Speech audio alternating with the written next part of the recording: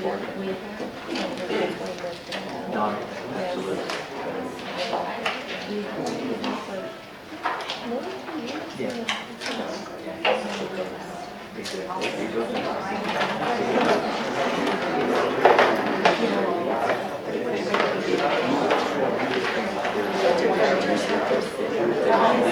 Mom cost me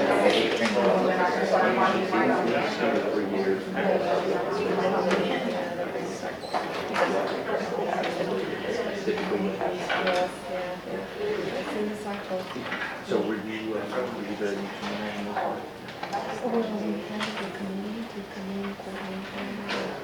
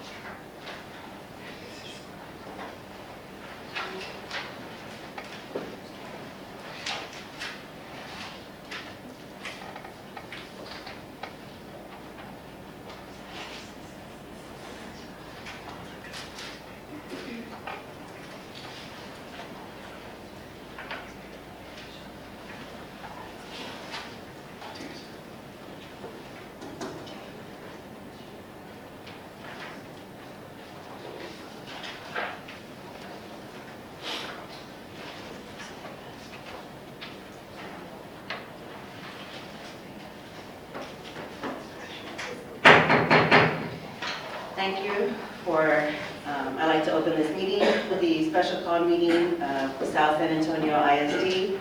Today's date is August 2nd, 2017. The time is 6 p.m. Michelle, would you like to roll call, please?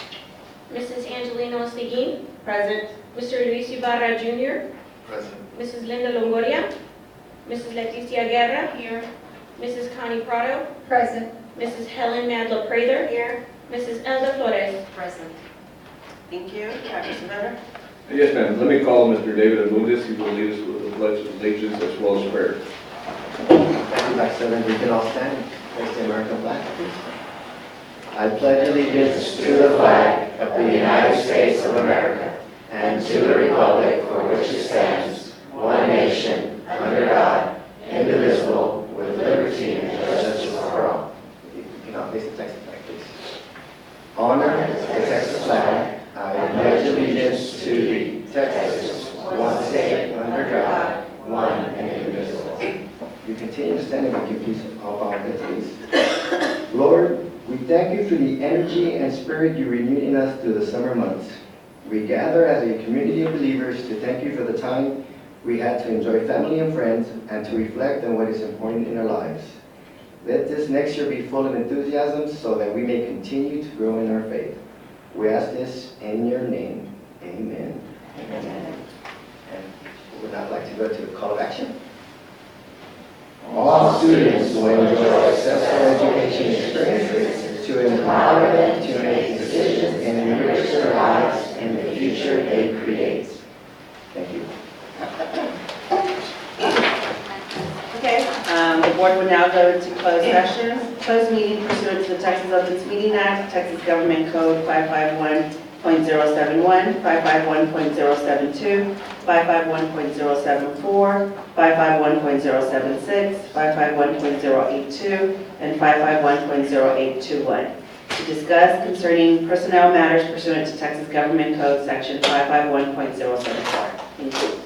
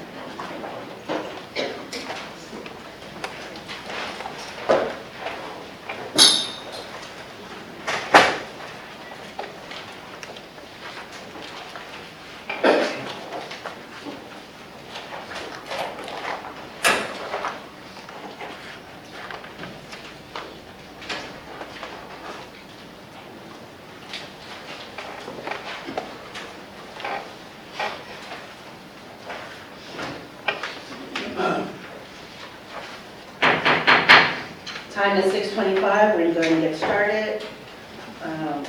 Presentation and reports. Number one, report on meetings with parents and community members regarding softball facilities. Dr. Saavedra. So again, members of the board, I'm going to call on Michael Valderrama to present this report.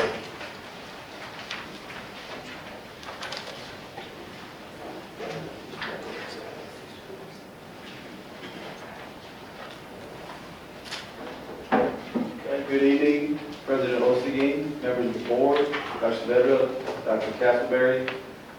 Mike, would you go ahead and move the next one? All right. On June 27th, we had our first meeting with some softball parents. There were 2 present, and we had some discussions. We walked through the facilities. We talked about some ideas that they had. Mike, go ahead and go to the next slide. We had a second meeting on July 10th, which occurred at 2 o'clock in the afternoon. We also walked through the softball field. We had quite a few more parents and community members attend. We also had 3 trustees, Ms. Ostegin, Ms. Flores, and Mr. Ibarra were in attendance, and the head softball coach. We walked the facilities, and we talked about, okay, this is what we want for our parents. This is some things that we like. They've seen it other fields, other campuses, and we just brainstormed and talked about things. Mike, we can go to the next slide. I'm going to turn it over to Coach Munoz. She's an ex-softball coach, expert in softball, so Coach, go ahead. I will draw out the 15 listed concerns by parents. The first was the air conditioning of the ticket booth as you enter, and they spoke of a portable air condition, new door and windows. That would be $574.57. Number 2, on the foul line territory from the dugout out to the outfield, they want the fence to go from a 4-foot to a 6-foot fence, and that would be $37.92.48. Hold on, Yes. 37.92.48. Yes, ma'am.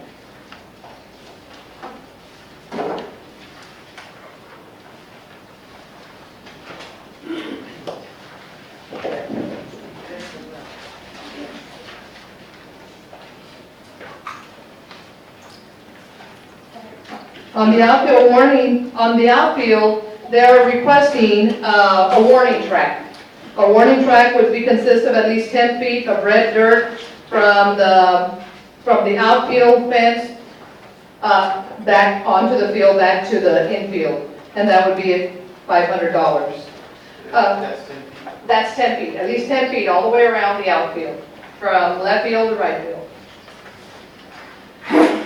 On the scoreboard, that was $23,468, and the cost a little high.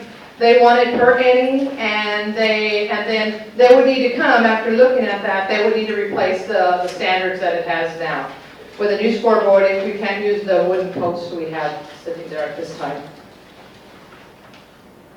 On the field lights, they looked at an upgrade voltage. Upgrade voltage on field lights would be at least 12,800, and that'd be at least 20 lamps. And they'll have to look at the ballast and other areas and see if there's anything that they must replace. On the dugouts, at this time, the dugouts are 24 feet. We're looking at extending the dugouts, an extension of additional 6 feet, and then with ventilation, meaning they would cut out some of the brick on it so that they get some air on there because it gets pretty hot. And that would be at $13,000. The fence crown protective guard, that is that yellow casing that runs all along the outfield, and that would be $699.96. And then we need to buy the ties that keep that on and secured. That would be $219.96. Another request was an additional batting cage. On a batting cage, we would have to add a concrete slab of 15 by 55. A split cage netting will give 2 sections, 2 groups would be able to be warming up at the same time, 2 pitchers going instead of just one, so they'll get more moving and more repetition prior to game. And columns, roof, and lighting, that would be $19,516.80. And then we have to get an engineer to come and approve and give us a permit to lay the concrete slab. Looking at the press box, they spoke of an additional, of having some air conditioning, because it was warm in there. So air conditioning, putting a portable in there would be at least $400. A new sound system would be $25.90, and I stood in the outfield, out in right field, and it does muffle, and it's pretty difficult to hear, so that would be replacing the sound system. Home and visitors bleachers to be in ADA compliance and spectator visibility. The brick all the way around the backstop is a little high, so they would cut that down. Those two options, either we lift the entire bleacher, and that would be $23,292.40. The issue became there, and speaking to Jelco, was, will somebody come and take the liability of lifting it up, and there won't be any imbalance or that going down. And you would have to add ramps and steps to it. And then option 2 was removal of partial of the wall of the backstop, and that would go down from the 42 that it is now to at least 31 inches, 31. So they would take all the way around the backstop. They would take off at least 2 of the bricks that are on there at this time, the concrete, and that would bring it down, and then we would add additional fence to cover. And by doing that, you can see from the first row, if it's right that far, you can, right now you can't, but if you do that, you can see the first row. And then for the bleachers, home and visitors, the canopies for the bleachers would be $15,668, and that would be both home and visitors. Enclosed back warm-up area, that runs from Somerset all the way around to the right field of the softball field, and that gives additional space for the players to go out there and warm up instead of warming up by where paid spectators walk in, so that not anyone gets hit. And then they like to warm up back there, and then we don't have cars that park all up against the fence, and that's not, girls are playing there and they can hear them talking. So for the safety of the girls, we'd like to close that area. That for an 8-foot fence, that would be $63.78.97, and for a 6-foot would be $52.70.21. And the reason we have 2 different sizes, 8-foot would match the outside, and a 6-foot would match the outfield fence. So there's 2 different costs there. The outfield windscreen screen, and they spoke of it having the past years, it might have been about 10 years ago, it had Bobcats written on the outside. So this would be a chromo bond with an imprint that would either say Bobcat softball or Bobcats on it. That would be $4,399.96.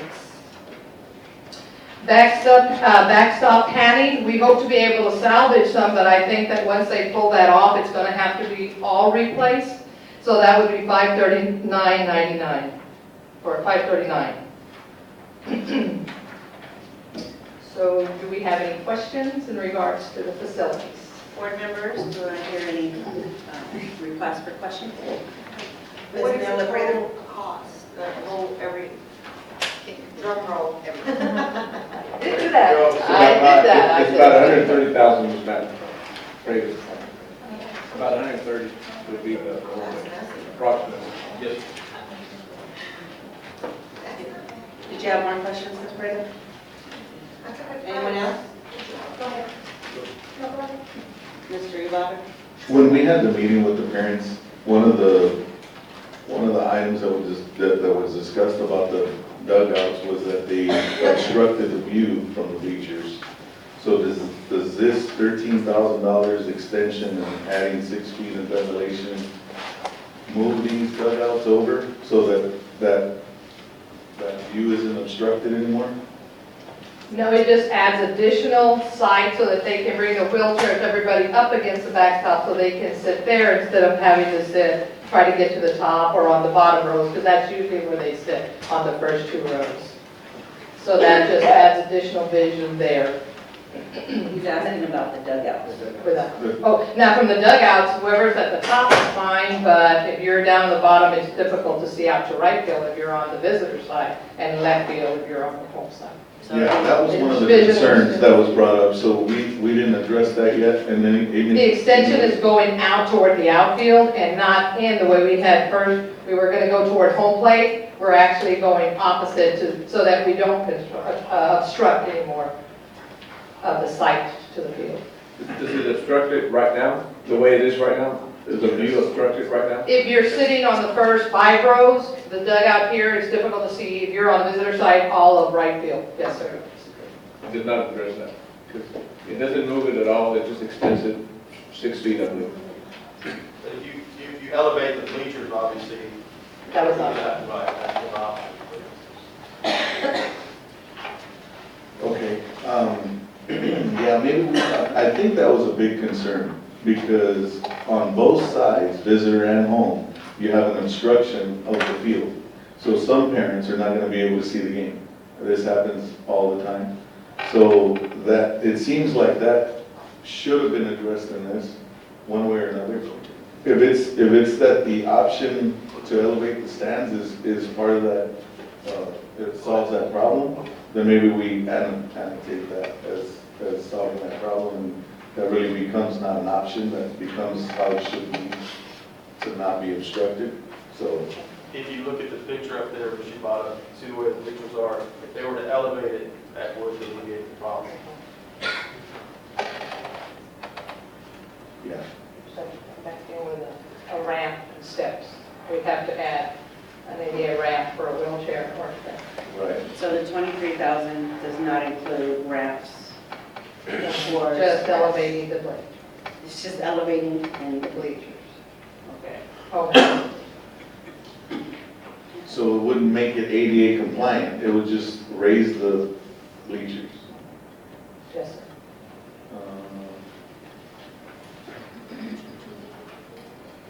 What's that? No, well, it would keep it the same and just move the wall down, so yeah, it would just be the same, so we'll just accept it.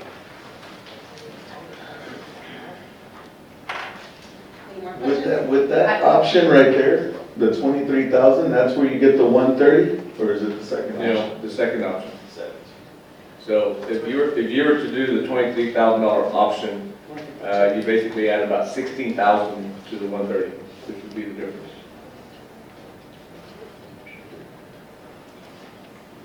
Mr. Shibata, Coach Munoz, you provide some bleachers? I did receive a quote today for, because that was a question I had, what if we just replaced the bleachers, went with more seating, and it'd be higher already elevated with ramps and steps, and that was $175,000. Home and visitors. $175,000. I have one more question. Okay, hold on. Mr. And Rivera? that was taking what we have, get it set up, shipping and handling. On the option for the 8-foot fence or 6-foot fence, what option are you including in that total for the 130? The difference is only a little over $1,000. I forgot whether we're doing 6 or 8. The purpose is, I believe, is to keep the cars out of that area. A 6-foot fence would do it, be just as effective as an 8-foot fence. Okay. Are cars parking there right now? Yeah, during the game, I understand, Really? the cars jump the curb, they park on the grass, and sometimes they watch the game from the cars. You may not see it happen, we have a police officer until the game starts. Yeah. Mr. Rivera, were you done? The batting cages, did we use the 19,000 on this revised bid as that gets us to the 130? Yes, sir, the 19.5. The 19,516.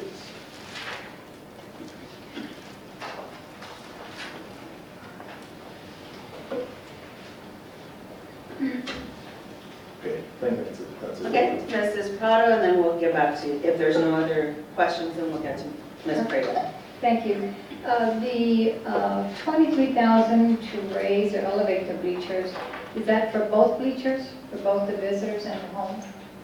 Yes, sir.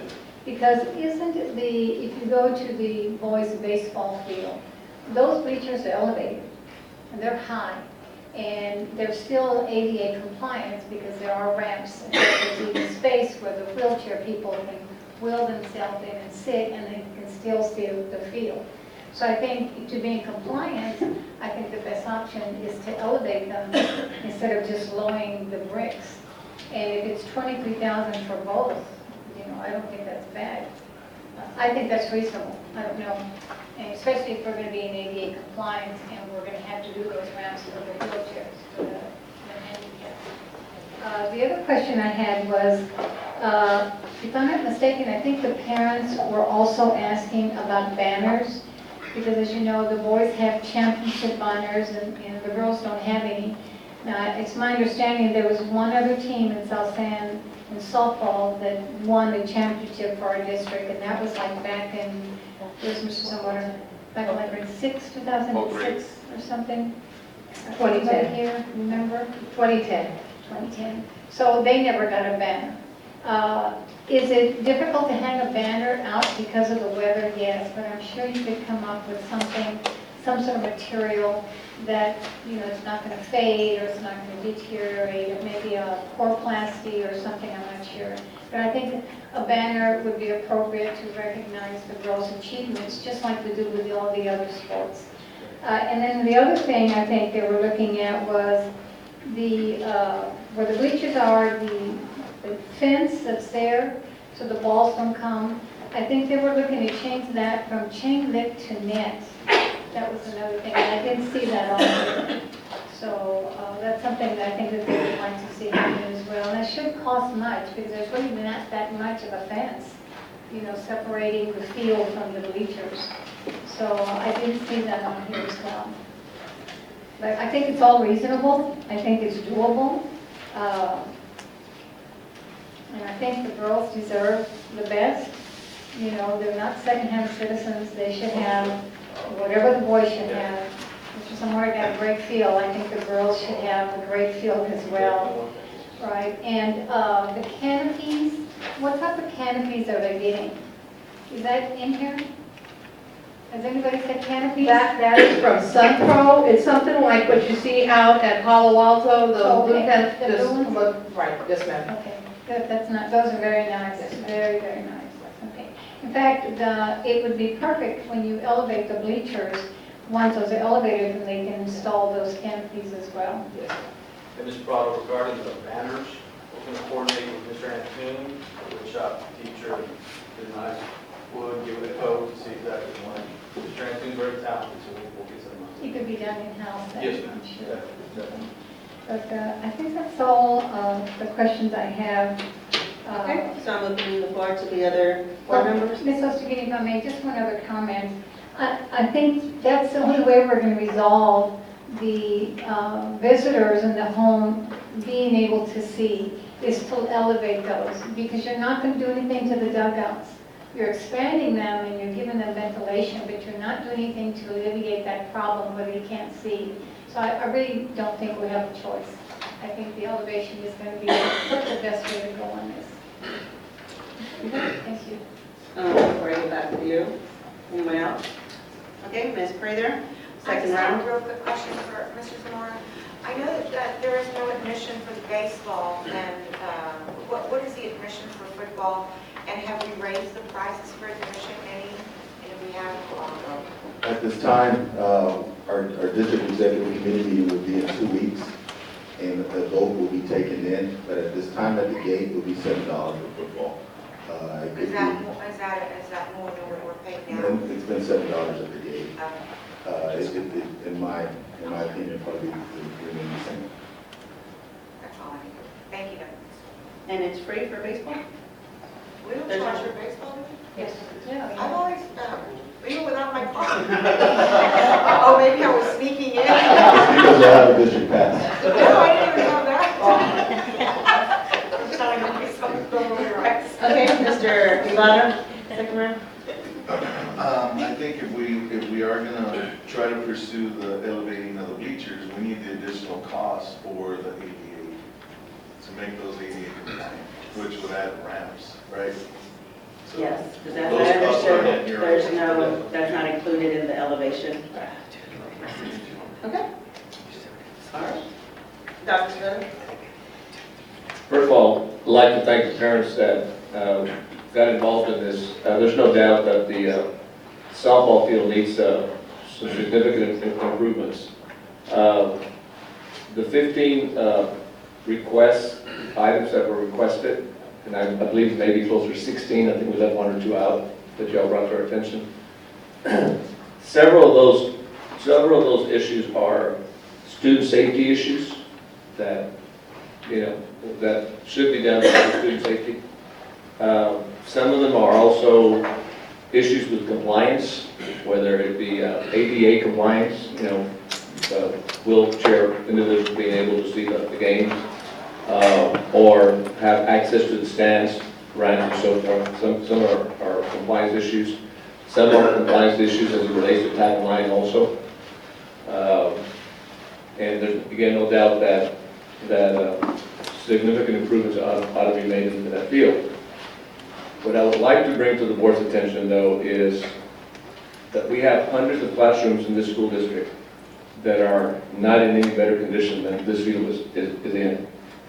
And I would hope that the board would stay focused on what they've been focused on now for a period of time, in ensuring that the educational experiences for our students have the first priority as we make decisions for how we spend our money. My suggestion to the board is that we try to address the student safety issues that are concerning the softball field, and that we attempt to address some of the compliance issues as well.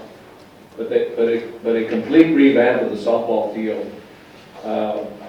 should be part of the future bond issue. To put a Band-Aid on it certainly makes things a little better, but at the end, I don't think we're all happy with it, because we basically have done what we can do at this point. I think we need to address the safety issues. I think we need to address at least some of the compliance issues, but also plan in the future that if we do move forward with a bond issue this next year, that a renovation of this field be part of that program. Those are my thoughts. That would be what I would recommend to the board for y'all to consider, and we can go from there. Okay. I have one more question. So Dr. Saavedra, so pulling out, did you say we need to do safety and the ADA, what's the price on that? The safety issues that I've identified, and at least some of the compliance issues, not all the compliance issues, but at least some of the compliance issues, comes to about $32,000 or so.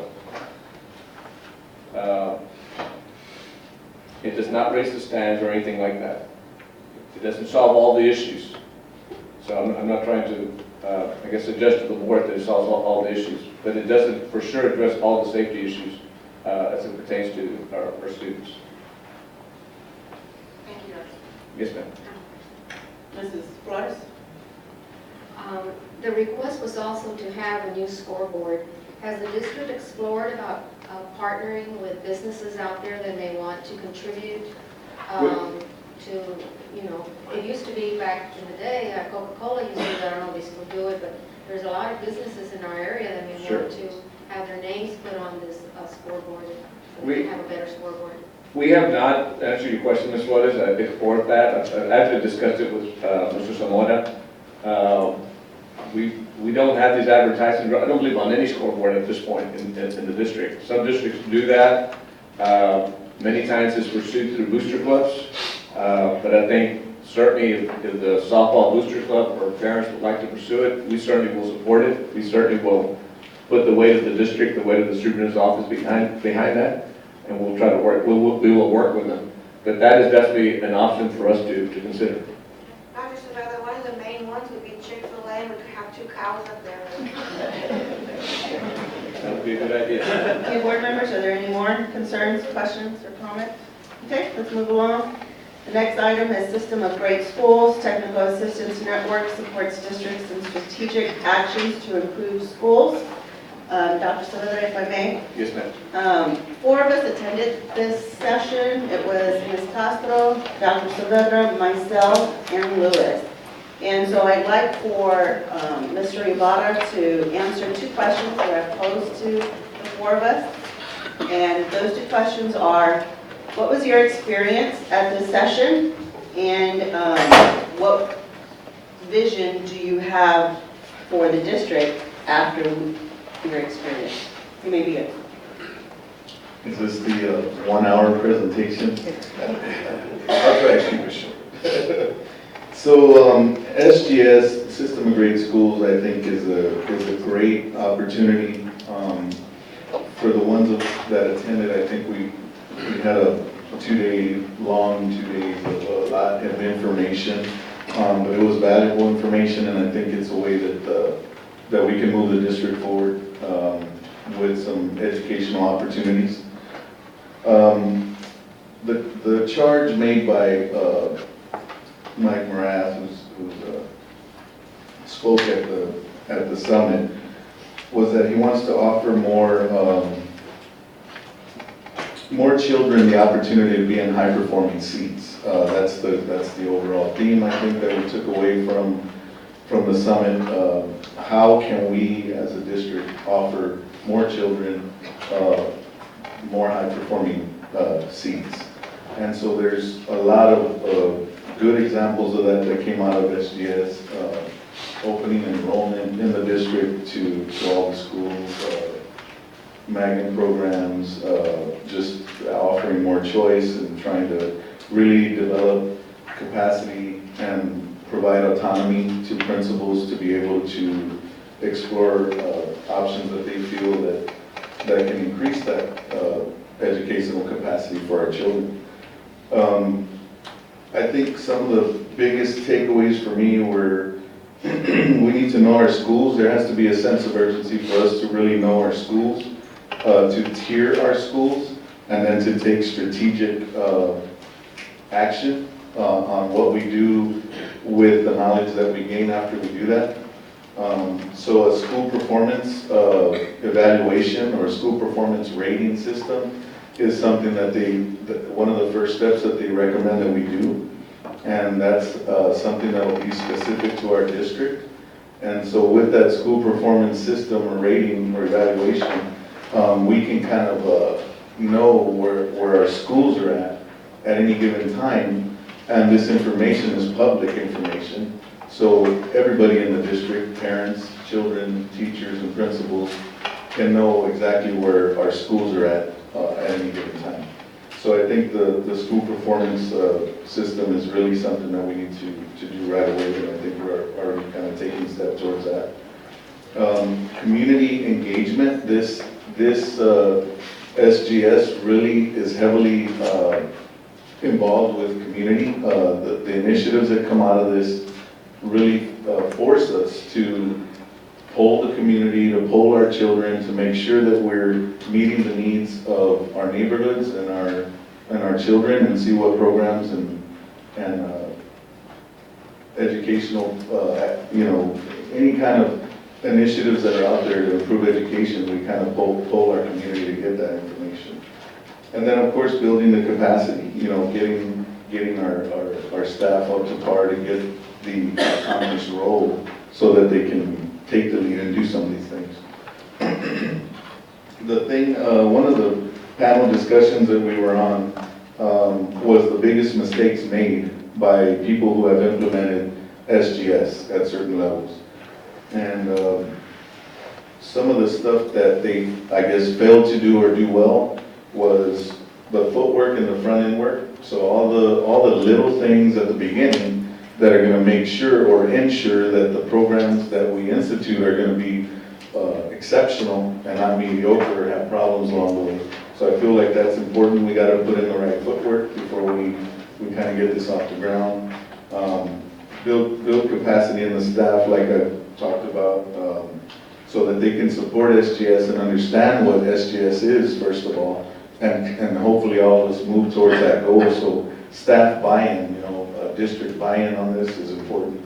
And then community buy-in is important, all the community to understand and children to understand the choices we're going to offer and the direction that the district is going to go in is very important. So to engage the community as many times, as often as we can, and provide information and education to the community members is key for this to be a success. And then the correlation between the vision and the execution. So what we learn from our community and the information we gather there, that's our vision. And then how we turn around and execute that makes all the difference, right? And so that's going to be real important. And one overall theme that I kind of took from a couple of the presenters was that we're never going to program ourselves out of any given situation. So to try to add, X program, Y program, Z program, and think that with all these programs, we're going to get to the level of education we want, I don't think is the answer. So taking a more methodical and structural approach to how we move our district in the future, I think is going to be more beneficial.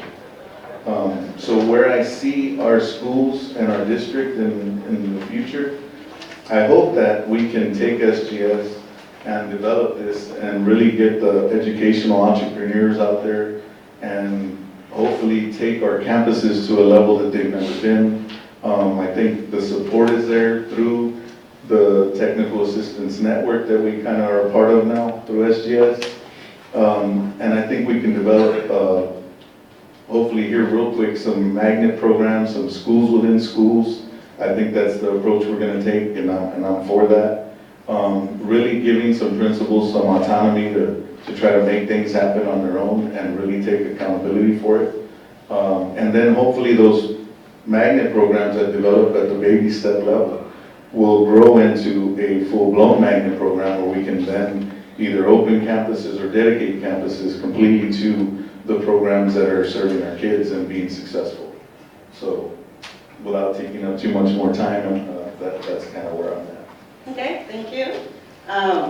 My experience at this session was invaluable, first of all. To be with 7 other school districts who are at a caliber much higher than we are as far as their assets, which are the students. We were sitting at the table with El Paso ISD, with Fort Worth ISD, Galveston, Manor, Midland, San Antonio, and Spring Branch. And so to be able to rub shoulders with their superintendents, with their board president, and then their key staff was, wow. It was a really good experience because you got to see some of the things that they've started implementing, what their pitfalls were, and what strategies they were overcoming or trying to incorporate to overcome those. And so that experience alone was really dynamic. It was 2 long days of branching out into small groups, tackling some problems for other districts, and then seeing some things that these liaisons who are third party, who've been vetted by TEA to come and help these districts or us to start implementing some strategies that they've done in other states with other public schools. And so to see and to hear their stories on, some things did very well and some things didn't, but they've cultivated and done their strategic plans to mold those situations so that we don't have to follow the same stuff if we're wanting to implement some of those things. One of the things that really I took away was the way they did one of the sessions where San Antonio ISD presented a problem as far as school performance framework. And the mediator, it was a room of maybe 20 individuals, and so we had to ask, they were presented the problem. And so then we had to ask them clarifying questions, and then we were asked for our advice and then our opinion. And so it was interesting to see, your colleagues giving different opinions and why. And because this was a real problem that they were facing in this next coming school year, in these new months, because it was basically on the hiring process and how much autonomy to give. And so it was very, very strategic in the way this whole session was set up. As far as I understood, it's a one-time deal. We exchange numbers and contact information so that we can keep up with each other and have that lines of communication open. But to be in a room again, I'm not sure it may happen. It's one of our goals. But again, everything costs money. And we're charged with, the commissioner wanting every single student to be in a seat where there is growth and where they are receiving an A experience all around. And so that was my takeaway was to be able to see how other districts work and what their problems are similar to ours, even though we're on a smaller scale. How I see this district moving, and the packet that we received, board members, hopefully you've had a chance to review it. If not, I really charge you to review it, because the outline of it is similar to the Lone Star governance model that we use, where it details the district, our district, how we're rated. Are we at focus? Are we beginning focus? Are we mastery? Are we approaching, or do we meet? And so, whatever's highlighted tells you where we're at. And so in reading why they rated us that way, gives you an insight as to how our district is. And so what I envision our district to, in the future, going through this system of great schools, is to bring that magnet that we've been talking about to the middle schools. And hopefully with the help of these individuals tasked to do that, to help us, that we can get there quickly. Incorporate the community, our principals, to see what it is, what themes we should bring to the middle schools, so that we can continue to grow our student base to meet that. Also for autonomy, giving our principals that autonomy needed to run their campuses as they see fit, as far as being able to hire the right individuals for the specific subjects that they have, that they're wanting to champion, and to get the support as far as the curriculums and stuff needed for that. And so giving them that autonomy is something that I envision. I know we have that where we're piloting a few this year through the opportunity poacher model. And so I know hopefully maybe we can do a different variation, or to do something similar to that, to give all of our campuses that autonomy. Okay, so next would be Dr. Saavedra or Mrs. Castro. Let me make some remarks, and then Linda's going to walk us through where we, the administration, feel we ought to be headed, what we envision moving forward. Let me just start by saying that the transformation of this district really started last November when new board members came onto the board. The board elected their leader. Really, the new board members working well with the sitting board members. Things simply started to change last November. In reference to the system of great schools, it was spring break of this year in March that I got a phone call from someone associated with the agency asking us to apply for this program and see if we were interested. At the same time, Ms. Flores, through a different contact of the agency, contacted her, and so clearly the agency was wanting South San to be a part of this. They're reaching out to the superintendent, they're reaching out to one of the trustees, and as Ms. Osteguin stated, there's only 8 districts in this state right now that are participating in this program with the support of the TEA, and they're all relatively large districts. We are actually the smallest district involved in the system of great schools. But I think what's important is that the TEA recognizes the change that's occurring at South San. We would not have been invited otherwise. Dr. Castleberry has been with us going on 2 years, almost 2 years. We love Dr. Castleberry, but at some point I know the TA is going to say, push us off the cliff, and either we fly or we go all the way to the bottom again. But this is a real important program, because this gives us an opportunity to revamp this district, to not only better serve our students, but to give them the opportunity for choice, give our community options. We've talked in the last several months about the issue of charter schools in our district and so forth, and quite frankly, that's not the challenge. Our challenge is us as educators, trustees, what can we do to provide better options and better opportunities for our students? If we succeed with that, we don't need to worry about any charter school being right next door to us. It's a question of what we can put together as far as options and opportunities for our students.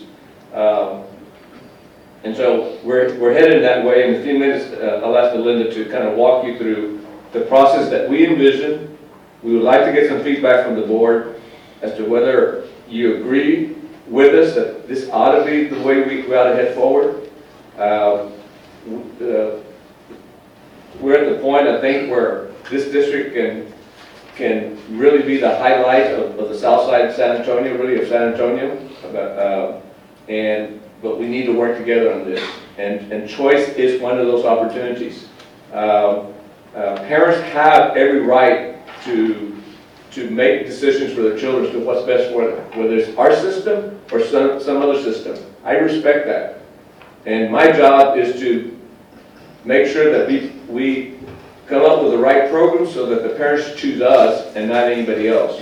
And if they don't choose us, they choose somebody else, it's not that other school's fault, it's my fault, our fault, because we didn't produce the right program for those parents. And that's what this provides, an opportunity to do that.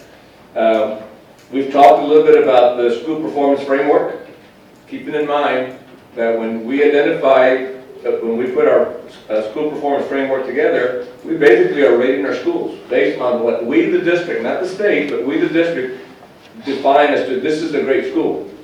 So when you rate your schools, we have 9 elementaries. There's going to be one at the top and there's going to be one at the bottom. And part of this is being transparent. It's basically put it on our website how we rank our schools. You know? And honestly, whoever's at the top is going to be real happy with it, and whoever's at the bottom is not going to be too happy about it. But we have a responsibility to inform our parents as to how we see our schools on their performance, and so that parents can make the right choices. So that's what the school performance framework will do. Transparency is important. Everything we do needs to be on that website. Everything we do needs to be communicated out to our community so that they make the right choice. I also envision that part of this is, as we look forward, is improving our facilities. A while ago we talked about softball, but we also talked a little bit about the condition of our facilities throughout the system.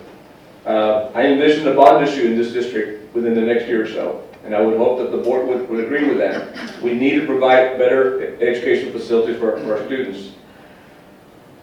The last 3.5 years or so since I've been in the district, and frankly even further back, I don't believe there's been a tax rate increase in this district in about 10 years.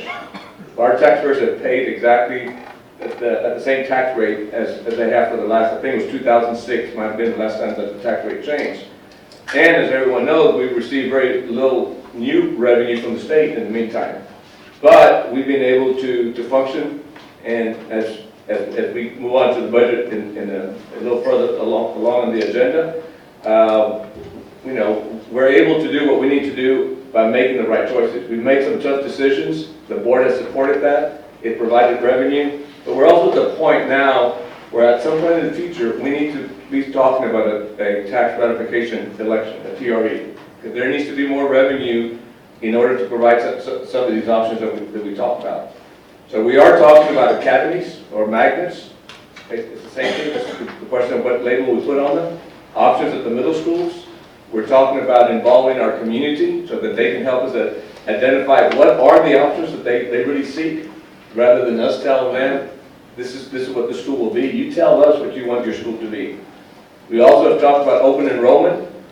If we really believe in choice, we should not restrict young people, students, to attendance in a particular school because they live there and they live in the area. We ought to give them the choice of whatever we offer within our system, they ought to go there. If we open up the program, we should not put limits in the program. We have a responsibility to expand the facility. We need to, in order to, again, it's a question of if this is what we declare to be the best school, then we need to put enough classrooms in that school. If the whole district wants to attend there, that's what we do. We grow one big school, and provide opportunities like that for students. And the only way you're going to have true choice is going to be if we provide transportation for young people. You know, if somebody from this area of the district wants to attend a school in the Palo Alto area, more than 2 miles away from here, and as well as hazards on the roads and so forth, we ought to run a bus down there. And so those are the type of things we need to work on. And the final one is the issue of decentralization. We need to empower our principals to make decisions for their school and for their community as to how they want to spend money. Presently, we fund our schools based on the enrollment and the number of personnel that we assign there. Rather than give them a specific number of teachers because of your enrollment, I want to give you a specific amount of money because of your enrollment. And then you decide within your team, involvement of your community as well, as to how you better spend that money. Remember, everyone basically is competing for the same students. Develop the best programs so that they choose that school. And so in essence, you turn principals into educational entrepreneurs. Same concept as you have in private business to some degree. All of this does not happen in 1 year. As a matter of fact, Linda's going to walk us through a process as to what we need to do this next year, this coming school year, so that we can launch some of these things in the fall of 2018. Some of these things will be launched as full programs, others will be launched as pilots, but we need to learn as we go through that process. So that's what I envision. I totally agree with what the commissioner stated as far as we have a responsibility to put more students in classrooms that are high performing, and that should be our objective. Whatever it takes to do that is what we as a school district have the responsibility to do. So with that, Linda, I'm going to let you walk us through a presentation as to where we're headed with this. Okay, thank you, Dr. Saavedra, Madam President, Board of Trustees, Dr. Castleberry. So this is as a result of, we've had about 3 to 4 conference calls with our TEA consultant, Ms. Alyssa Whitehead-Budd, that has helped us, basically guided us on the process of what needs to happen. So that's what I'm going to share with. So first she asked our strategic design, what is our district about? So we shared our core belief of, we believe in engagement of the school community for the success of our district. And then our district strategy number 2, we will develop a strong support system offering opportunities across the curriculum to create an innovative school experience, teaching students to value their education and motivate them to achieve excellence. As we shared this with her, you know, this was generated by the community, by students as part of our strategic design process. So with that, what I'm going to share with you is our pre-planning phase, and this is all still draft. And I'm going to reiterate what Mr. Ibada and Ms. Osigi and Dr. Saavedra said, that it is so important about the community. It has been stressed to us that we cannot make a move until we have that community support and input. In fact, one of our 4 recommendations, I think our first recommendation was board support, second one was school performance framework, third was deciding on a school choice, but the 4th was telling our story. And I think it's significant that as they were polling our parents, not many of our parents or community know about the successes of South San. So that's where she was very, you know, adamant on, we have got to inform and make our community and bring our community along with us. So first, what was suggested, which we're hoping to go live next week, is our parent survey, which would be multiple choice. It'll be online and print available. We're hoping the online to go live, like I said, early August, so hopefully next week.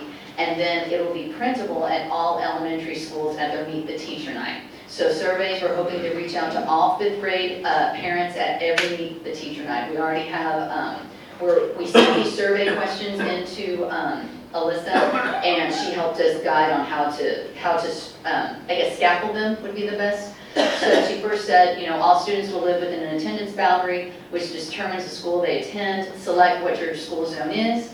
How satisfied are you with your school? Choose up to 3 middle school themes. This would be areas of study in which your child has interest.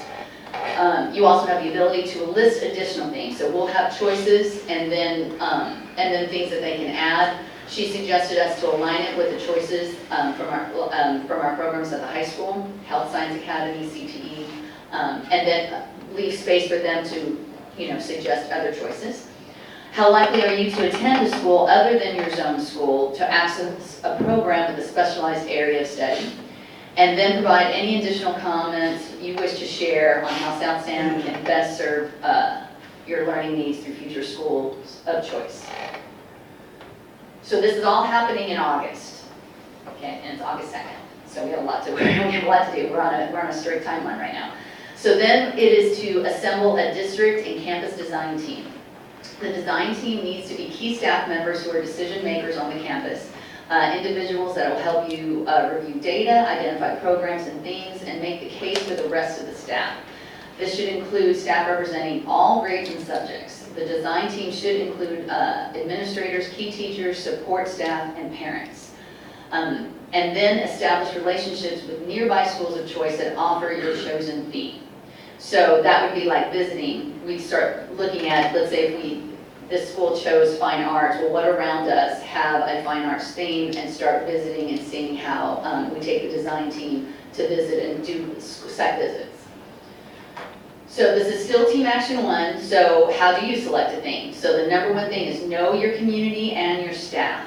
Once you get a fair sample of survey data, we review that data. Now, as a caveat, let's say we don't get a good survey back. Let's say as we do this, we didn't get a lot of back. Then she recommended having open community meetings at the location so we can offer families to come in, and if they didn't, do the survey, we somehow provide them their input that way. So that's a backup just in case if we don't get a fair sample.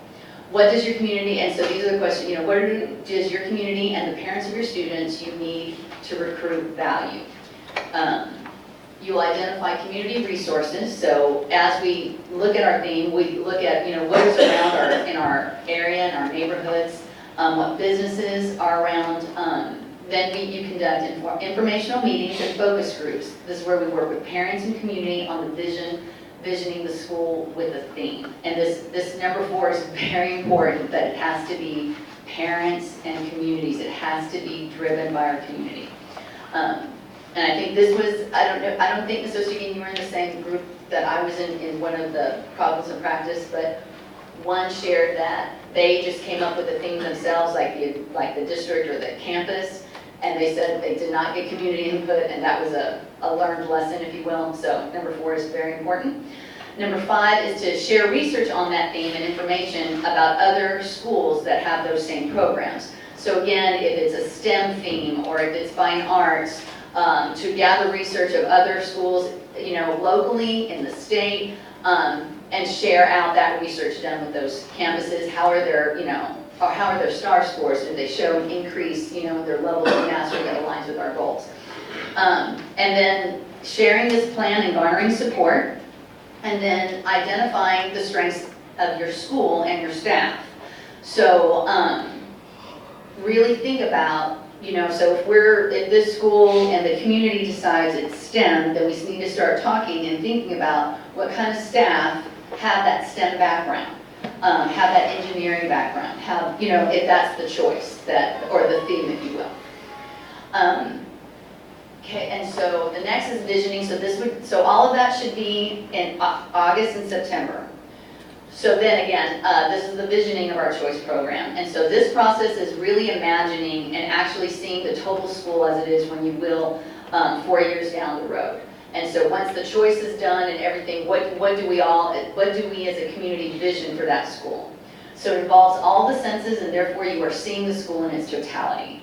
And some of the things she brought up to us is asking, what is your vision of educational excellence? And this again aligns to our school performance framework. What is a high quality school according to South San? Not waiting for the state to tell us. Us, knowing that scores are one thing, but also community involvement is another. Extracurricular programs that we offer is another source, that shows, I think, success. And so that needs to be developed and by all. And then vision, once we have that, then what does your school look like? As soon as you walk in the door, what do you see? If we're a STEM school, what is the first thing you see? what are in the hallways, what work describes your theme, and what work do you see in the classrooms that indicate that you have this theme. What are teachers doing in the classroom and out of the classroom? What are students doing in the classroom and out of the classroom? And then what are parents doing? So really having that vision of this is the theme we want, what does it look 4 years from now? And what are kids doing, parents doing, students doing, what does the school look like in order to really embrace that theme? And then we communicate and celebrate the chosen theme to the community. So we prepare a fact sheet that addresses key questions related to launching the school of choice by September 2017. Then it's our job to educate local leaders, so school leaders, community leaders, parents.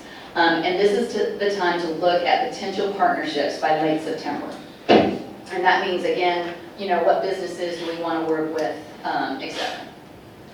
And so that's where we are right now. Up to September, and again, these are from the consult, you know, this is as a result of about 3 to 4 conference calls, her giving us homework, we meet with the campus principals, we come back, we send it back to her, and then we, you know, have another conference call with her and tell us where we are. We're hoping that we'd like to have these themes, like I said, decided by September, so the principals are already on a weekly meeting with me every week. And then we have a weekly conference call with our TA technical advisor, our consultant, because there's a lot of work that has to be done. We're trying to take advantage of the fact that it is the beginning of the school year. We have a lot of opportunities to get with our community, our open houses, our meet the teachers. And so we're really trying to jump on that so we can really get, you know, and the surveys that we're going to first is our 5th grade parents, since we're hoping to start the next year with 6th grade with these theme schools. So that's what she had suggested our first layer be. And so with that, I'd be happy to answer any questions. Okay, board members, so this time, I'm going to open up the floor to see if you have any clarifying questions to what was presented by Mr. Linda Castro and what you heard from myself, Mr. Lewis, and Dr. Saavedra. Board members, are there any clarifying questions? Okay. Next is, how do you vision, are you in agreement with the vision being presented? Board members? Gotta hear something from y'all. The administration is waiting. Mrs. Flores? The choice that you're proposing is for middle school at this time. At this time. And then we're hoping, I don't say we hope, but based on the success of our middle schools, then it goes down to that elementary school. And so let's say, again, I keep going STEM just because that's what's in, but let's say a middle school is STEM focused, then we start looking at, okay, now how do the elementaries that feed contribute to that campus? Let me comment on that also, because while the emphasis is at the middle schools because of the academies, with open enrollment, That's right. you basically have choice everywhere. Correct. I mean, they'll have a choice to go to any elementary school they want to go to. No, that's right. So the choice part really would go throughout the system. And my next question is, so a school within a school will mean, that's what we're talking about, correct? Choice, school within a school will mean that that particular school, say, Campus A at a middle school, would still have the traditional path for students that would not be interested in going to a theme or a choice school. So, and then of course staff as well, teachers that are not interested in teaching, but they would be rather just teaching at the traditional. So there would be 2 schools within a building in a campus. Correct. Is that correct? And also, I'm definitely for it because it really aligns itself with our District Goal 1. For the percentage of graduates who will qualify for the community, college, university, military, or industry, certification will increase, by 85%. We're at 62 now by the year 2022. So we're saying in 5 years we want that, and we hope that it surpasses. But this is definitely an avenue that will help us to get there. Mrs. Derrick? Okay, I felt it was very impressive that South Bend was invited to participate with these 7 other districts. Where does this leave District of Innovations? Because it sounds almost the same. Is it part of it? Are we gonna do both? Yes. Just do both? So because we were selected, that actually contributed, 2 things were, well, the first thing that was the number one thing that really contributed was that this board was one of the first boards in the state to attend the Lone Star governance training. That was the first thing, so I want to commend all of y'all. Voluntarily. Yes, exactly, not forced, but I want to commend all of y'all because that was the first thing I believe on the application that, you know, y'all weren't forced to go, it wasn't because we were low performing, is that y'all chose. So I just want to commend everybody for that. That was really amazing. So that was number one, but secondly, that when we were designated a district of innovation, and so because of that, that gives us the flexibility to offer more choices. So if we do select a theme and STEM, and we want to, you know, with our with engineering and bring some, you know, folks in to do robotics, not after school, but in, you know, during middle school class time. That helps us with that flexibility. So it would be in alignment, I would say. Our District of Innovation is in alignment with the goals of the SGS. So we're proceeding with both at the same time? Now, I'm all for moving forward and making this a better district, of course, and definitely to include open enrollment. I think that's a great idea. I have mentioned it before, and that's why I agreed to the District of Innovation. Anything we can do to stop closing schools. Thank you. Any other board members, please? This is your time to speak. Are you for the vision that's being presented? I have a question. Why did you decide on the middle schools and not the elementary school?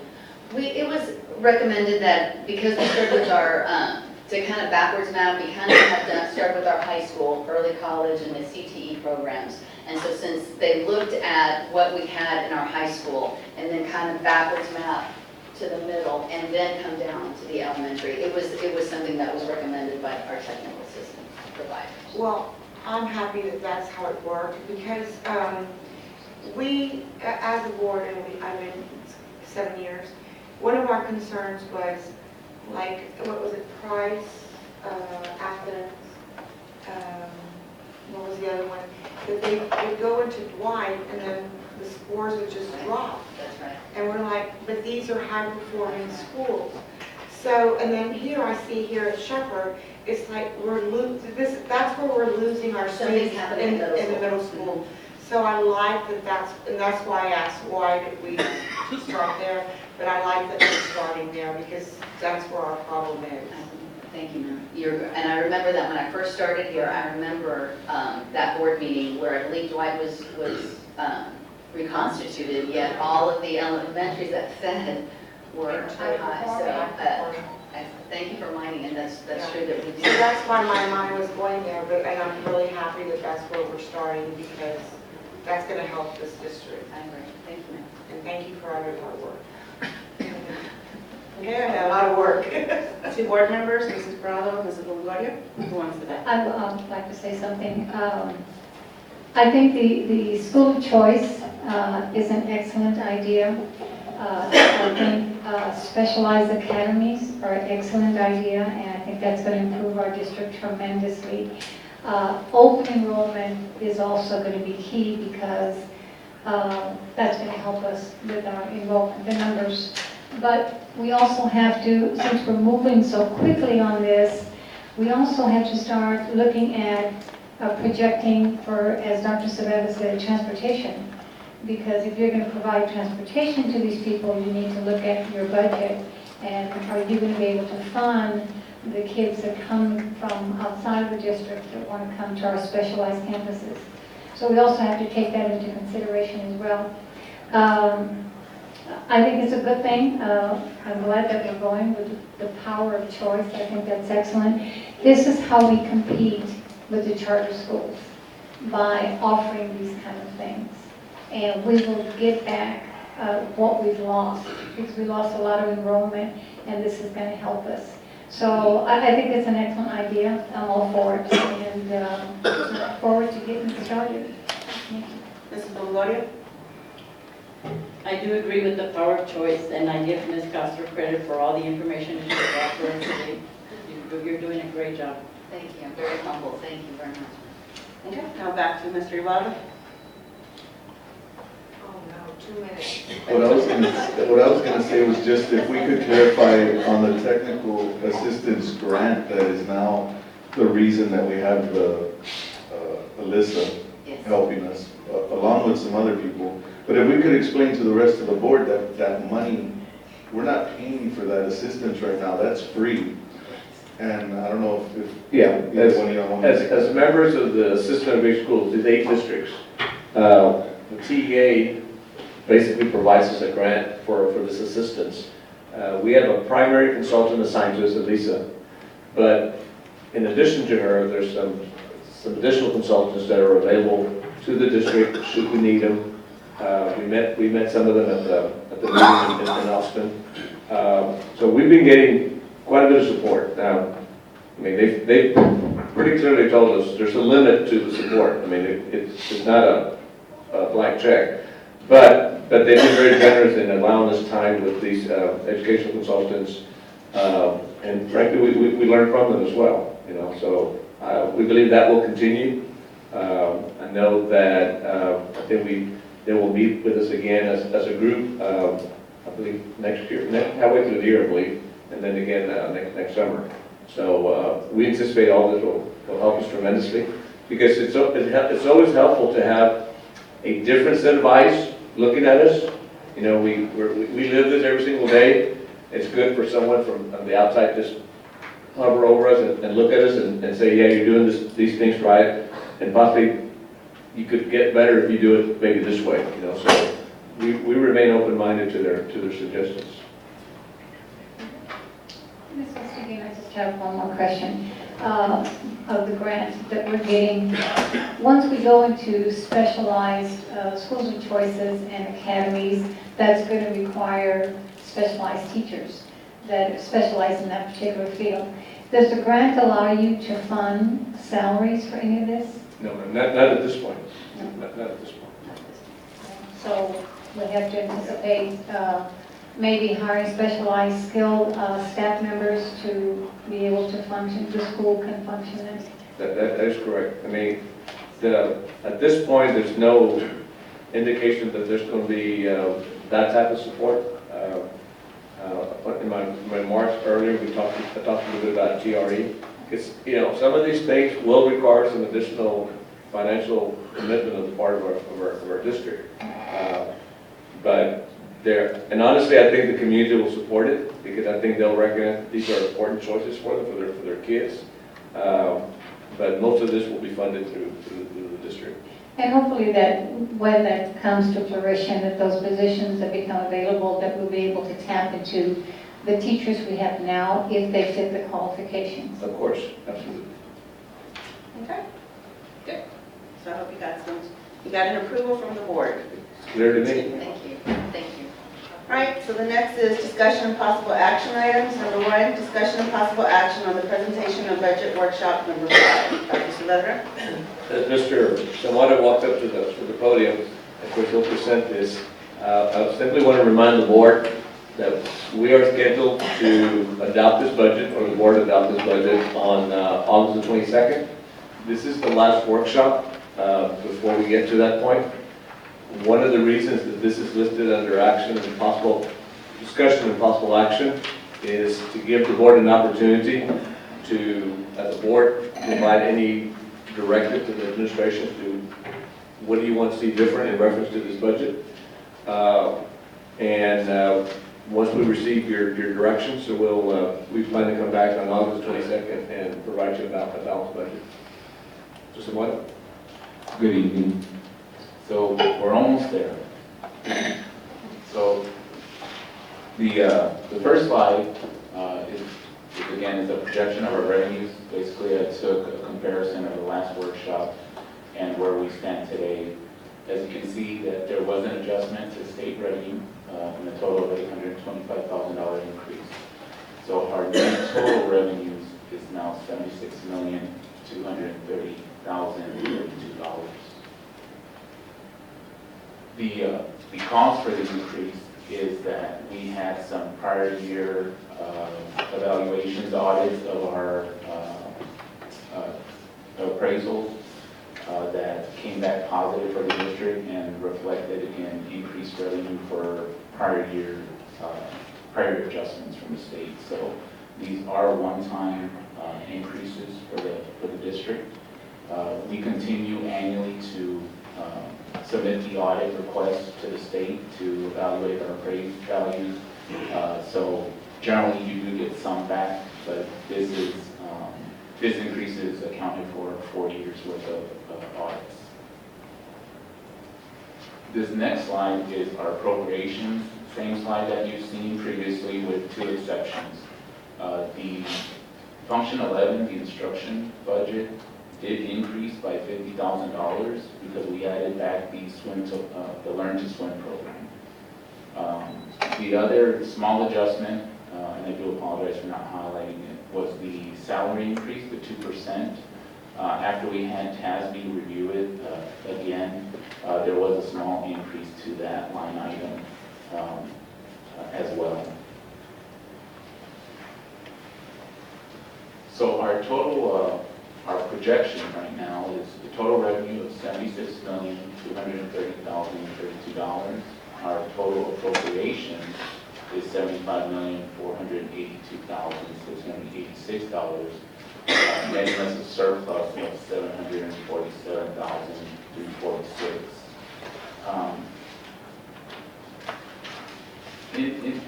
Let me go back, I'm sorry. In the projected appropriations, I do want to make sure that I mentioned that in these, in this $75 million are one-time enhancement requests through administration for capital projects such as chiller replacements, things of that nature, that add up to about $900,000. Those things, you know, we evaluate every year what the district needs are, and that's where we fell this year.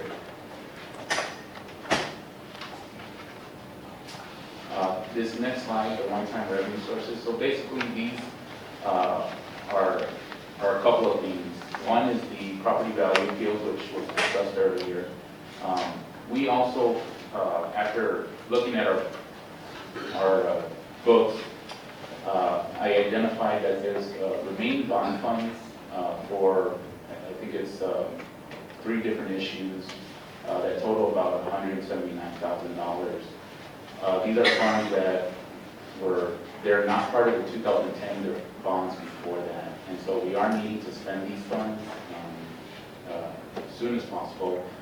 So we will be using these funds either towards the projects that I mentioned earlier, the enhancements that were part of our adopted, that are part of our presentation as our general fund appropriations list, or we'll add additional projects to that.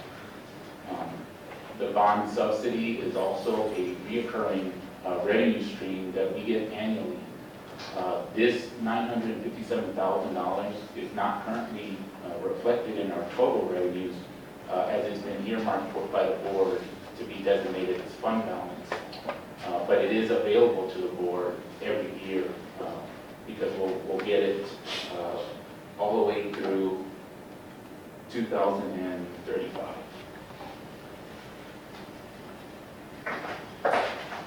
This next slide is the salary, the 2% salary increase.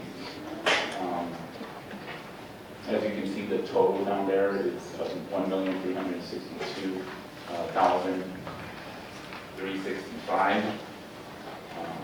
There were some small adjustments to different categories as has to be evaluated, some of the different areas.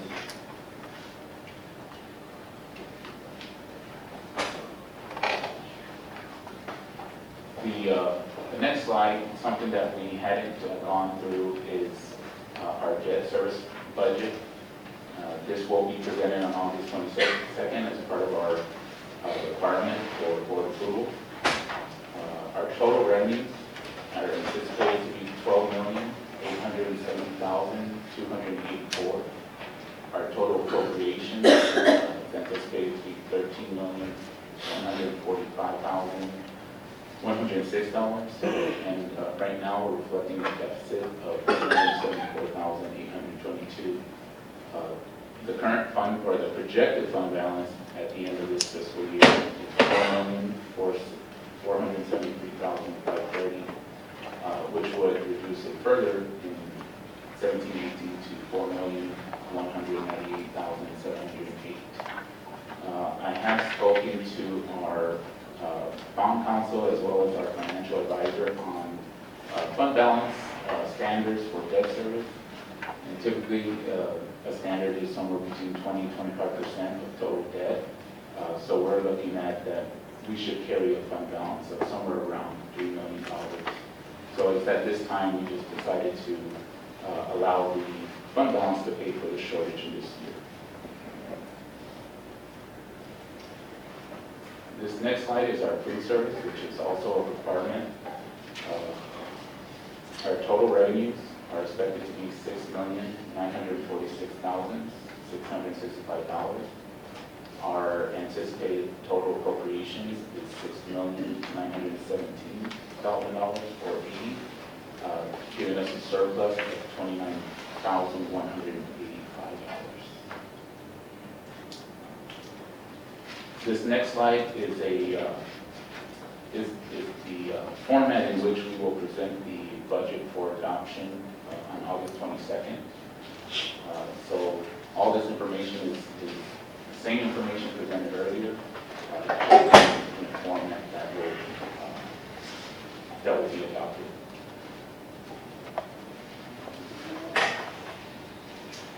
The calendar, of course, today we're in workshop number 5, and then on August 22nd we'll be presenting our district budget to be adopted as well as our tax rate. And then I'll open up for any questions. Board members, do you have any comments, questions, or concerns for Mr. I have a Zamora? question. Mrs. Prater? If we can go back to, wait, right there. So the remaining bond funds, there's 179,000 there. Could we use that for the girls' baseball that they want? So I will have to check on that, dependent on our state funding. So this was applied for IFA or EDA. Athletic venues aren't allowed to be serviced with the bond funds. But I would have to verify that with our financial advisors, considering how old the bonds were. Okay. And then, if you go to, go one up. Up, right. Maybe down. There. Okay. Dr. Segala, I thought we had asked you on the general pay increase for 3%, or am I wrong? We discussed it. I think last time we presented it, I think we talked about a process or a way that it could go up to 3%. I mean, it is possible, we can make that work. So it's a pleasure of the board whether you want to increase salaries 2% or 3%. I would like to do it 3% across the board, but I don't know what other board members think. So just to give some information on what a 3% would cost, 3% would be 1.9 million instead of the 1.3 million that's shown on that slide. Mrs. Prater, do I hear a motion to direct the superintendent? I so move. I second. All in favor, Just say a aye. minute. I just have a question. Doug, so that I think this item here is open, so if there's a motion for that particular item, then if there's something else in other presentations, we can make another motion? Council? Are you talking about the budget? Yes. Oh, yes, yes. This is just a direction on that particular. Did y'all just vote on? We haven't voted yet. Oh, you haven't voted, okay, Yes. sorry. Okay, so board members who are here, there's a motion on the floor made by Mrs. Prater, seconded by Mrs. Ostegui. All in favor, say aye. Aye. Those opposed, say nay. Motion carries. I'd like to make a motion if I could then, Mrs. Prado?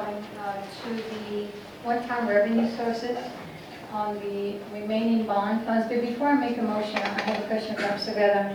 I think on my questions, Dr. that you answered me that the monies, the 179, came from the 2002 through 2007 bonds. Is that correct? But we also said that there's still money in the 2010 bond. Do we know how much? Do you know how much is the 2010? So in the 2010 bond, there, I want to say it's like 200,000, rough estimate. And we will be using that in our debt service for next budget year. Yeah, that one is restricted to the high school specific. Yes, sir. Okay, that's fine. So therefore, I'd like to make a motion at this time that we allocate the remaining bond funds of $179,536 for the improvements for the girls softball field, pending, I think, Mr. Zamora's review of the bonds to see if that can be used for that. And if it's not something that we cannot do, that we take that money from the bond subsidy. Okay, a motion has been made by Mrs. Prado. Do I hear a second? I second. Seconded by Mrs. Guerra. I'd like to make an amendment motion. I'd like to direct the superintendent to come back with the option for the final budget on August 22nd to include the amounts for safety and for some of the compliance of Title IX. Do I hear it? For the softball. For the softball field, yes. So I made a motion, do I hear a second? Could I get clarification? Yes. When you talk about compliance, you mentioned Title IX. Would compliance also deal with ADA? No. Well, I guess for both, come close to both, go over compliance. So, Title IX and ADA. I still need clarification. So are you saying we're not going to spend the whole 145 or 35 or 179? So you just want to make, if we can't? then No, we just my do the ADA motion- and the safety, or you My just do motion the is for ADA? safety, for them to come back with the option and the final budget of what that amount is for the safety, and to close not to fulfill all of the compliance issues for Title IX and ADA, but to come close. That's if we can't use the money? That's my amended motion. Mrs. Prado wants to use all of the money. So let me just make sure I clarify one of these points. So the remaining bond funds is not actually part of the adopted budget. Those funds already exist in Yes. our capital improvement program. Correct. So there's no real action as far as budget presentation. This was just informational to allow you Right. to see some additional The money's already sources. there. It's not something that we have to wait until the board adopts the budget for next year. Correct. So that one won't have an impact to what you see as far as the presentation I gave today. Right. Which one won't? It would be an amendment, basically, correct? Well, neither one, because we're also not including the bond subsidy in the budget presentation adoption at this time. So we would come back with a budget amendment to allocate funds from our designation if the old bond funds are not allowable. So if the old bond funds are allowable, there's really nothing needed, no action needed, because the funds are there. The superintendent just has to set aside the funds to allow us to proceed. If it's the bond subsidy, then it would require a budget, really a resolution. We did talk to Ben Castillo about the use of the bond subsidy, and because there was a resolution restricting the access to the bond subsidy, we got to bring back a bond resolution to gain access to the bond subsidy. So that would be a two-step phase. We would ask for the resolution and then submit a budget amendment for the board to approve to move the funds to the appropriate designation.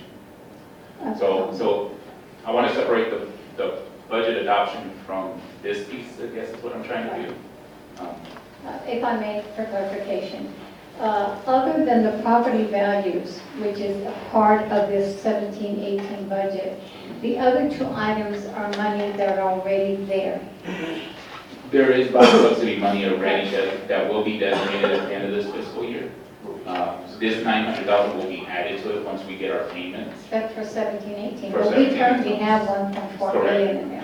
Currently, we have 1.4 That's in our right. revenue That's for right. 16, 17. And the resolution was specific that that money could not be spent unless it was approved by the board. Correct. So, so my recommendation, as I said, is if the bond money cannot be used for whatever reason you seem to think they can't use it, then that we take that money from because the tax subsidy money, it is bond money. It was refinancing of bond money that we had.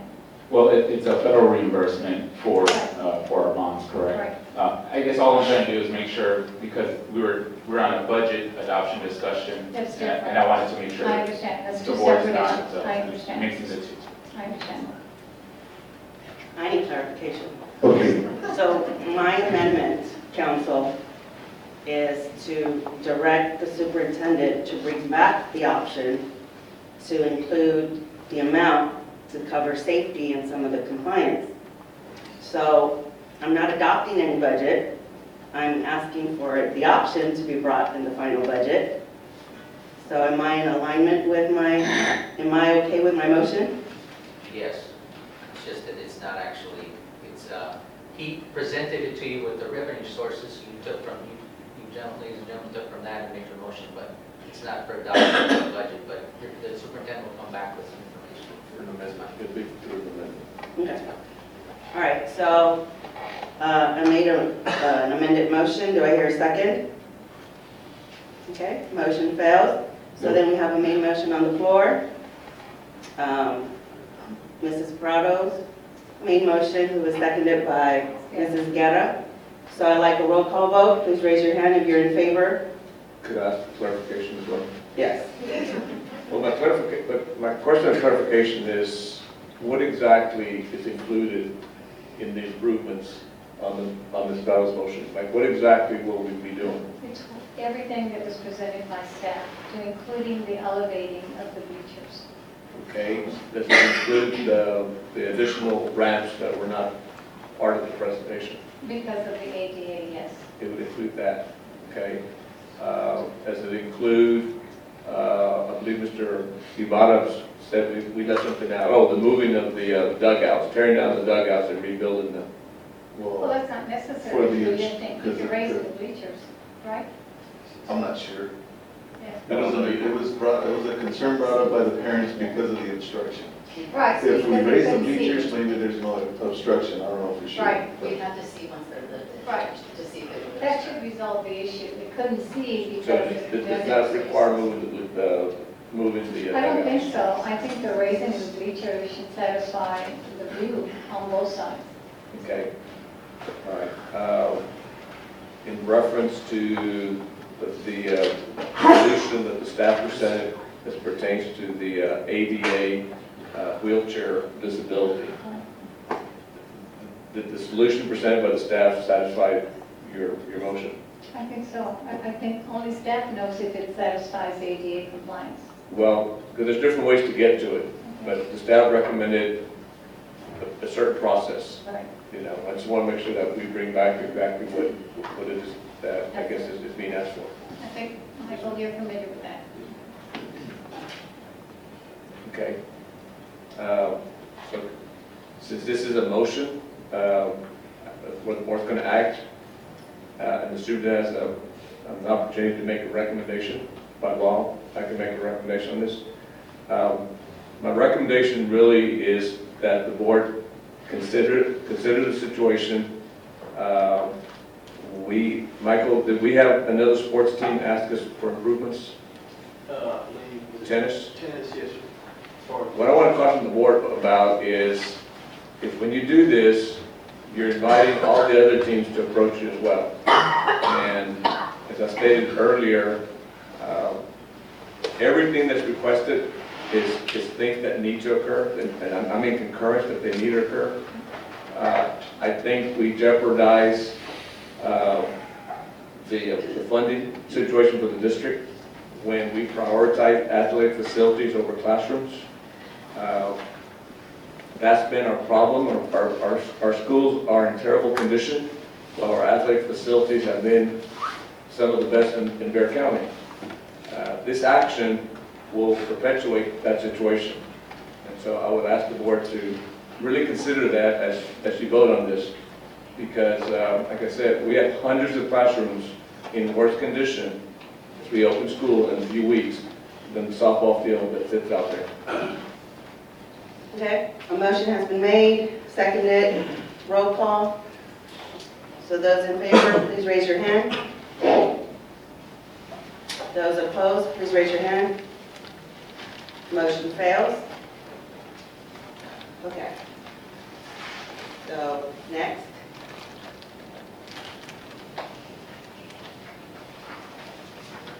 All right. Council, can I bring back a new motion? On this, based on budget? Yes. Yes, based on budget. Okay. Can it be similar to my amended motion? Yes. So I'd like to make a motion to direct the superintendent to bring back the option to, for the August 22nd budget, to include the softball field in relationship to safety and to bring closer to compliance with ADA and Title IX. Do I hear a second? Second. Motion has been made by Mrs. Ostergein, and seconded by Mrs. Flores. Discussion. Mrs. Prado. Can you be specific on what exactly is going to be brought back?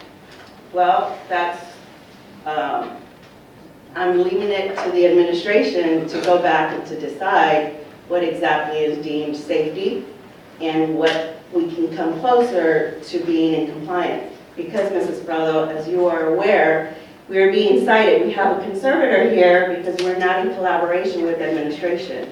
And so I'm proposing the option for the superintendent to go back and to discuss it with his team to bring back a number at the appropriate time, which is on August 22nd for finalization. And I understand what you're saying, but nor are we here to, if this is, the kids deserve this. And I know our facilities are failing, and I know that there's going to be a recommendation for a bond and a TRE to address that. But these girls have been going for a long time, and the bond money is there, so that should be used for that. And I mean, for us to not do that is an in-service to our children, to our kids. I mean, we're trying to attract kids. And it was mentioned UIL is one of the way on how to get the other kids to come from other districts to come. Yes, academics, I understand, school choice, but that was also mentioned by Dr. Saavedra as well. So we want to attract those kids, because those kids that are in athletics are in there because they're making the grade. Those are good kids. They are making grade. They have to remember to play athletics. So they deserve that. And I just think for us to put this and not to take action and only to do limited is an injustice to our kids. But I want to know specifically what exactly, as far as safety, is going to be brought back. We'll provide to the list as soon as we can generate it. Well, there was a presentation already made. We'll bring it back, if you're asking me to walk through it right now and identify what's safety. On safety. Can you put up the PowerPoint? And then go slide by slide? And I think we will identify what is the safety issue. Okay, start from the first one. This first one is not a safety issue. Next. This is a safety issue. This one is also a safety issue. This one is not. This one is not. This one is not. Although in the dugouts, it's not a safety issue, it could be an issue of compliance. Yes. The crowning of the fence is a safety issue. This is not a safety issue, but it could be a compliance issue. This is not a safety issue. This is not a safety issue. This could be a compliance issue. This is not a student safety issue nor compliance. This is a safety issue. This one is not a safety issue. This one is a safety issue. That's basically it. So all of those we got back then at the next meeting? All the safety issues will come back. We'll need to make some decisions as to what we can recommend in reference to compliance. Okay. So all the ones that were just pointed out by Dr. Serrata will come back? Okay. We will bring the report back to trial as soon as we generate it. Ms. Astudillo, somebody second your motion? Yes, Mrs. Flores? So all in, Are roll call, we in please. discussion still? Yes, we're still in discussion. I'd like to at least add the two probably least cost items of the whole presentation, and that's two ACs, one for up there and one for the ticket booth because it is hot and there's no AC. So, I mean, whether, I don't think that's a safety issue and I don't think that's a compliance issue, but man. I need safety if they pass out in there. It could be a compliance issue in reverse, and I'll explain that to you. One of the strongest arguments on compliance on Title IX is the fact that the boys' baseball field has, let's say, 2 batting cages. And so the argument is the girls ought to have 2 batting cages. The boys' ticket office, there is no ticket office, all right? So I guess someone could argue unequal resources between boys and girls if you start to increase the facilities for girls as well. You know what I mean? We're playing this game back and forth in references to what they have, we want, and so forth. Well, we need to try to balance that. The same thing with the issue of air-conditioned press boxes. Some of them are air-conditioned, some are not. You're right, it's not expensive. It's not an issue of dollars, it's an issue of how well do you balance the equity between boys and girls sports, basically. It's really the pleasure of the board as to whether or not we add those things. I don't have necessarily an objection, but those are issues to consider. I have.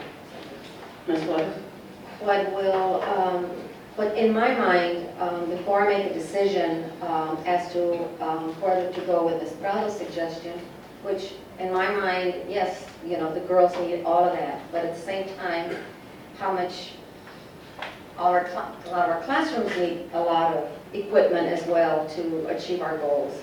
We're not a rich district, we have to use our money wisely. So I guess what I'm trying to say is I would like to see the next time that you bring the budget, I want to see both quotes. I want to see what is it going to be to give them everything they're asking, and then how much is it going to be to have just the safety, the ADA compliance issues, as well as Title IX issues addressed. If that's not that big of a difference, you know, then, you know, that will tell me something. But if it is a big difference, and our classrooms are going to be lacking, then that's something else as well. So I just wanted to make that clarification as to my way of thinking and why I go this time. Dr. Serrata, Yes, ma'am. can you do that bond money go into classrooms? Yes, you can use it to improve classrooms.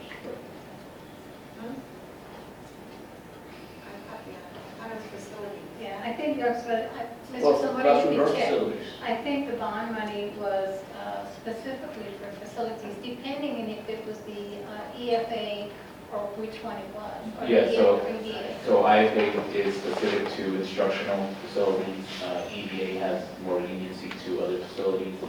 But again, I don't have those details as far as if we've been getting state funding on these bonds and what funding they were. So that's why I'm going to check with It's the always funding for source. that. So answering your question, we can improve classrooms, the facility part of the classroom. For example, I'll give you one example. In some of the schools, when the school was originally built and designed, we have open windows for cross ventilation. And we have noise between the hallway and the classrooms. The right thing to do is to eventually come in and block off those walls completely because it's a different design. We can do that type of thing with this money. Classrooms need to have floors replaced, lighting improved, windows replaced. Those are the type of things that we can do with this kind of money. Well, shall we table it till Mr. Zamora brings it, what we can do? Motions to bring it back Okay. to the next meeting. Yeah, we'll bring it back. Bring it back. We'll bring it back, yes. Well, we can. We're still in discussion. We should vote. Can I get legal counsel to chime in on something? So the motion is to bring back the budget with these improvements. Wherever you find the money. Okay, and that's what I want to make sure, because Right. we got this, Yeah, the original motion did not include a funding source, Correct. so she just recommendation. okay, so I just want to make sure that we have to adopt budget on 26. Okay, board members, are we ready to vote? Yes. Okay, so I made a motion, seconded by Mrs. Juarez. Roll call, please. Those in favor, say aye. Aye. Raise your hand, please. Every fourth. Motion passes. Okay, next. Ms. Ostergen, I have, if we're done with that motion, I do have another motion I'd like to make on the budget. Okay, The motion that I'd like to make on this 17-18 budget has to do with transportation. I'd like to make a motion, then I'll discuss it. I make a motion that we provide additional hazardous bus routes be approved for students attending Zamora Middle School from the Palo Alto area, specifically west of Highway 16. Further, that the superintendent requests these designations from the Texas Education Agency and/or appropriate funding for these bus routes. And I'd like to explain. I know that back in May, we approved the hazardous routes that everyone approved back then. The Palo Alto area was not included. And these are the students that were attending Kazan, but now have to attend Zamora. So now they have to cross Highway 16, which is a very, very hazardous, busy traffic flow area there for them to cross. And I know that Dr. Savera has said in the past, well, they have crosswalks. Well, you can have crosswalks. We had crosswalks there on Bynum and Military, and we just had that horrific accident there, 10 cars. So it can happen anywhere. So these kids deserve to have busing. You know, they're not going to be able to walk all the way to somewhere. Kazan was very convenient for them, but now they're going further, and a lot of those parents don't have transportation. I've been getting a lot of calls asking why we're not having buses when they're having to travel even further. So I think that's something we need to reconsider and see if TEA will consider it as a hazardous route. This is more of a hazardous route than some of the routes that were approved in May. Some of those routes were not hazardous compared to Highway 16. If you're not familiar with Highway 16, I tell you to go drive Highway 16. Those 18-wheelers that go through there, it's just like the Laredo Highway and Military there. There's a lot of traffic and it's dangerous. And heaven forbid that something should happen to a child walking to school and having to cross. So we would be responsible. So I'd like to make the motion that we include that particular area, the Palo Alto area, west of Highway 16. I'd like some clarification. So what does that entail, Dr. Savita? Well, I guess additional buses to run from the Palo Alto area to, I believe, to Zamora. Yes. Highway 16 is the road that they cross going to Kazan as well. I don't understand if they were able to cross Highway 16 to go to Kazan, why are they not able to cross Highway 16 to go to Zamora? Because they're not, so that walkway does not help them anymore. Zamora's further down now. So doing the crossway is not going to help them. It's closer to Kazan than it was to Zamora. Well, in some cases, yes, in some cases, no. Actually, some neighborhoods are right in front of that crossover. I mean, directly in front. The neighborhood closer to the Walmart is farther away from that crosswalk. But not all of that side of Palo Alto is that far away from the crosswalk. A certain group is, but a certain group is not. Right. So I guess I would need some clarification as to who specifically are you suggesting that to transport? Everything on that side of 16? Right, the Palo Alto area, those kids that were going to Kazin should have transportation Okay, to so, Zamora. so in essence, even though there's a crosswalk, Yes, half a block away, yes, you're still asking that they be transported. absolutely, that traffic is bad.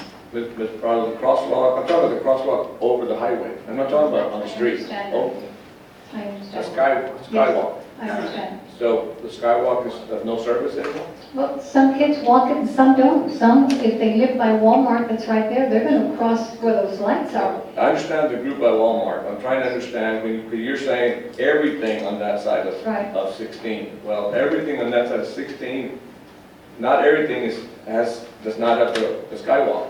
At least half of that population is in close proximity to that skywalk. Right.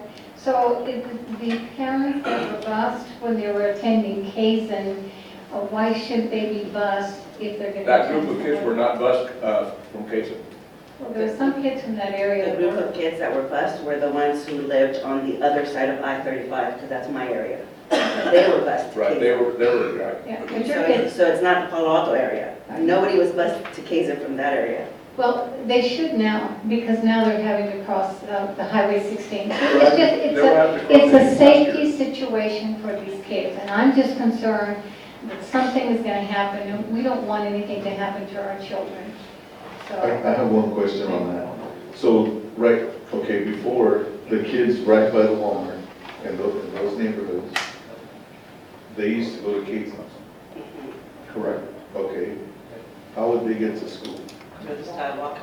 They would Walk. walk all down Palo Alto to hit Gillette, do the skywalk, and then go to Kazin. Or, if some of them were smart, they would go through the Walmart, because there's cross lights, and then go down the access, where Zamora is, or Benavides, that access, and then go to Kazin.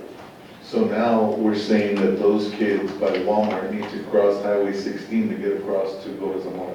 Yes. Correct. And one thing that's in the plans is to provide a crossing guard there. Now, the city has told us they will not provide a crossing guard, but it doesn't prevent the school district from hiring its own crossing guard to help the middle school students. You know, there's a crosswalk, there's a button on the pole to cross. But we would put an adult there to help them cross over. Cross over the first section and the second section, there's Just the north and first. south. It's only the first, because that's really, the first section is the only thing that's the highway. The second one has a skywalk. Well, no, I'm saying to go crossway to both, there's a highway going north and there's a highway going south that they have to cross. Yeah, but the lights, when the light comes on, it stops both directions, right? I believe it does, if I recall correctly. It stops both directions. The crossing guard will help them all the way across the highway, basically. Yeah. If there's a need to have two crossing guards, we'll put two crossing guards. But right now, we think one crossing guard walking them across would work. Is that cheaper than the buses? Yes, ma'am. I have a question. Go ahead. Those kids that were crossing Kazin and using the skywalk previously, that may be using the skywalk this year to go to Zamora, and they use the access road, is there a sidewalk that they can use? So where's the road? They're using the road to get to that? It's a one-way access road from Gillette to,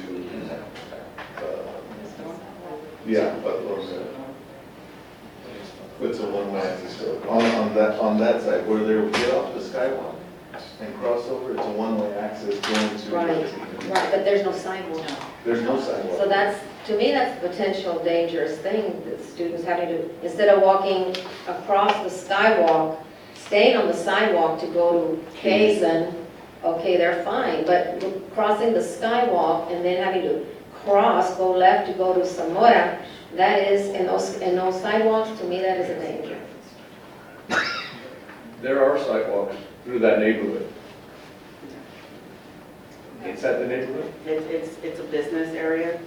There's a storage facility. Oh, you mean I'm talking about the like neighborhood in front of Hayes? Hayes, the neighborhood, there's streets, Yes. I know the name of the street, but there's streets that go all the way to Zamora. With sidewalks all the way to Zamora. They would have to go through the neighborhood to get to Correct, somewhere, correct. not down the, Correct. the access road. That's this way, then this training room. Yeah. Just to clarify on the hazardous route process, during the presentation, it was mentioned that the recommendation already far exceeded what we were going to be funded by the TEA for on our hazardous routes. So there'd be really no need to request from TEA an additional hazardous route. It does not mean that the board cannot request the additional route, but the process of requesting it through TEA would not benefit the district because we already exceeded our hazardous route allotment. I think my motion was and/or the funding, right? One more question. Any more? How many buses, if we were to bus those kids that are in the Palo Alto area, how many buses would we need to take? Berlanga?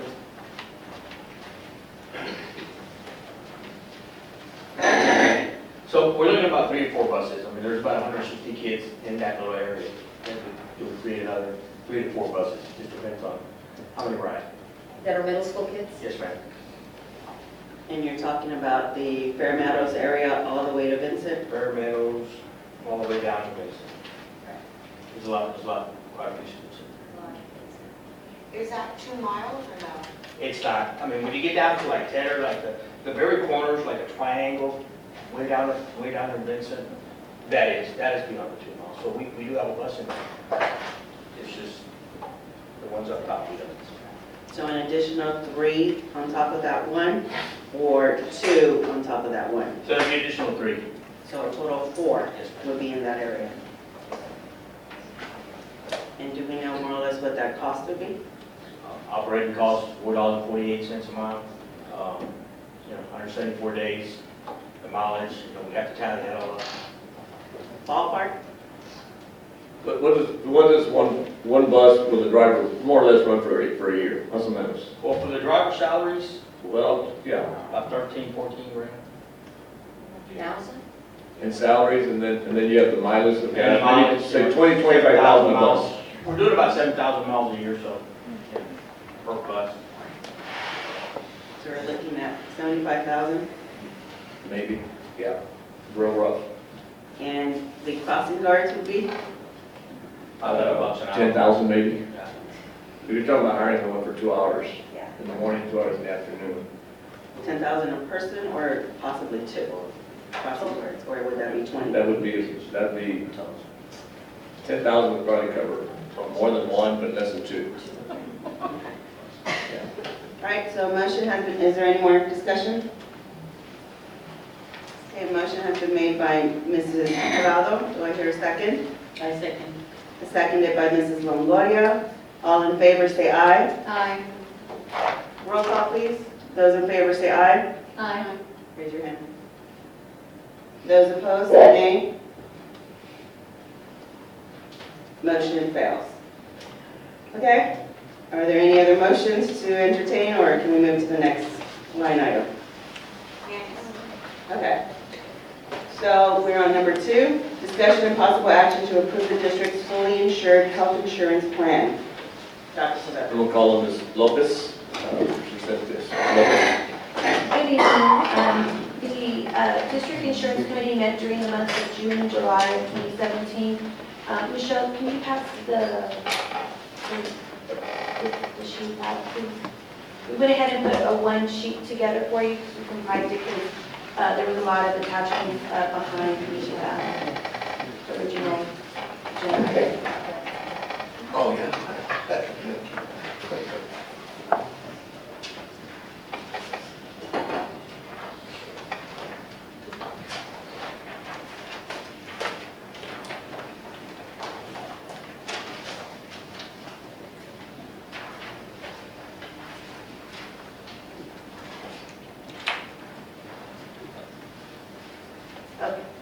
So they met on June and July of 2016, and we went out for 2 different types of proposals. One was for the medical insurance and one was for the voluntary product. So we're going to do the medical first. So the district received 3 proposals for the fully insured health plan, and the district or the committee is recommending that we award Blue Cross Blue Shield our medical for this year.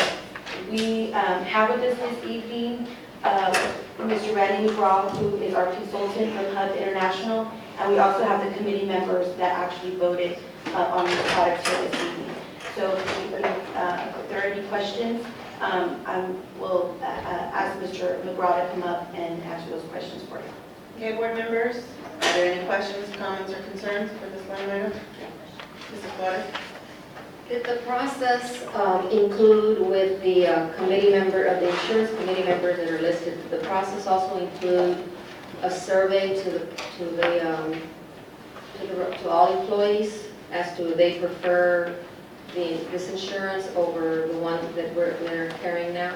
No, ma'am. What the committee is comprised of different people for different areas in the district, so we have them representing their areas. So we have somebody from facilities, somebody from, we have a secondary teacher, elementary. I understand that. No, ma'am. we did But not did they survey. not get any feedback from their colleagues at their departments? at Actually, I'll campus ask the level? committee members to come up, please, so you can answer that question.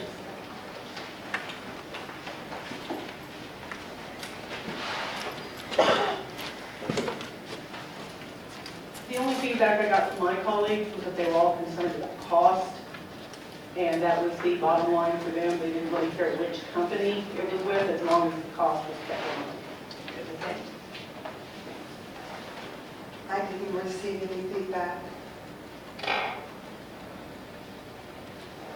Hi. Yeah, I talked to some of my coworkers, and I got a lot of feedback. A lot of them play sports, their kids, and I got what I think, I picked what I think was the best. I'm at the high school. The only feedback I received was just cost. Just cost and the availability of the providers. That's about it. Yes, I got feedback also, and I'll ditto to the cost, and also co-payments were very important to our staff.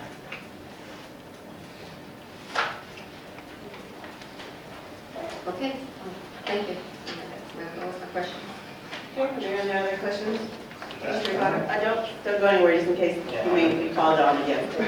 This isn't on who we're choosing, it's more along the lines of how often this goes up for, or out for requests for. We actually have gone out, I think 2 years in a row now.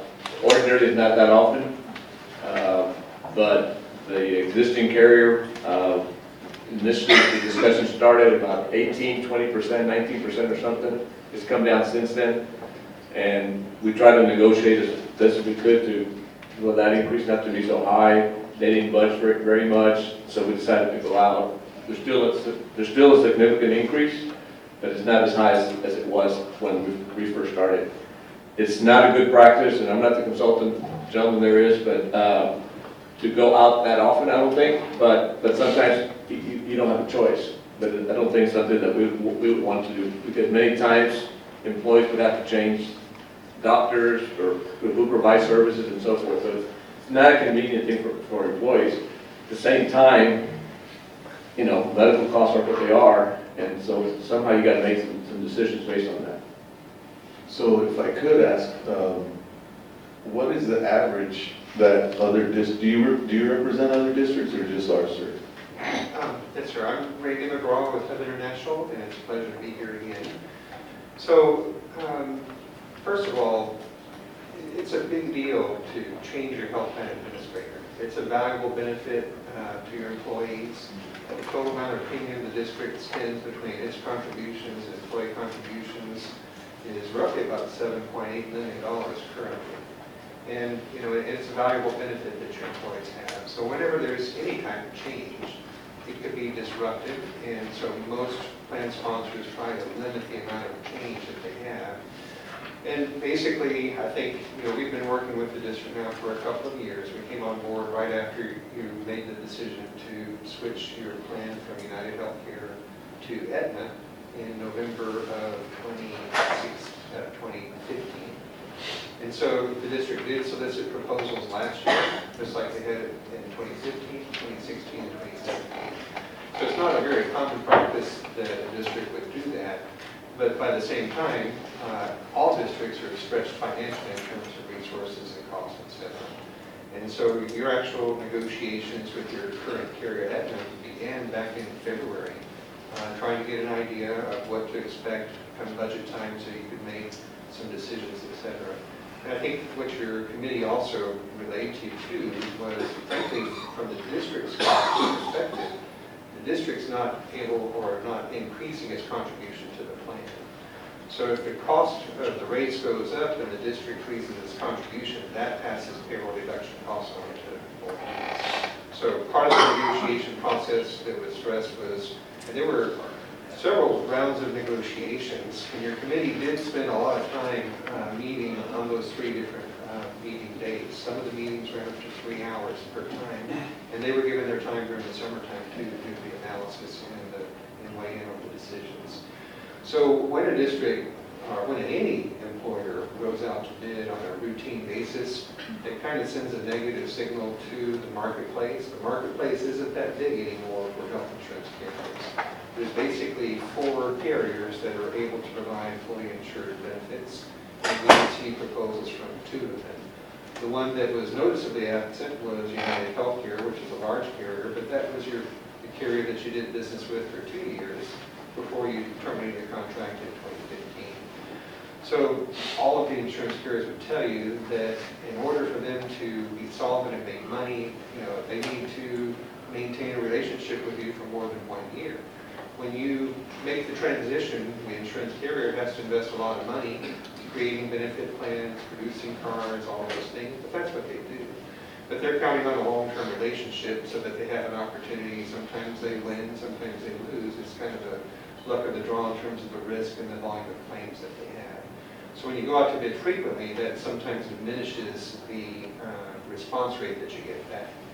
So, fortunately, you had 2 viable proposals come in from 2 major health insurance carriers.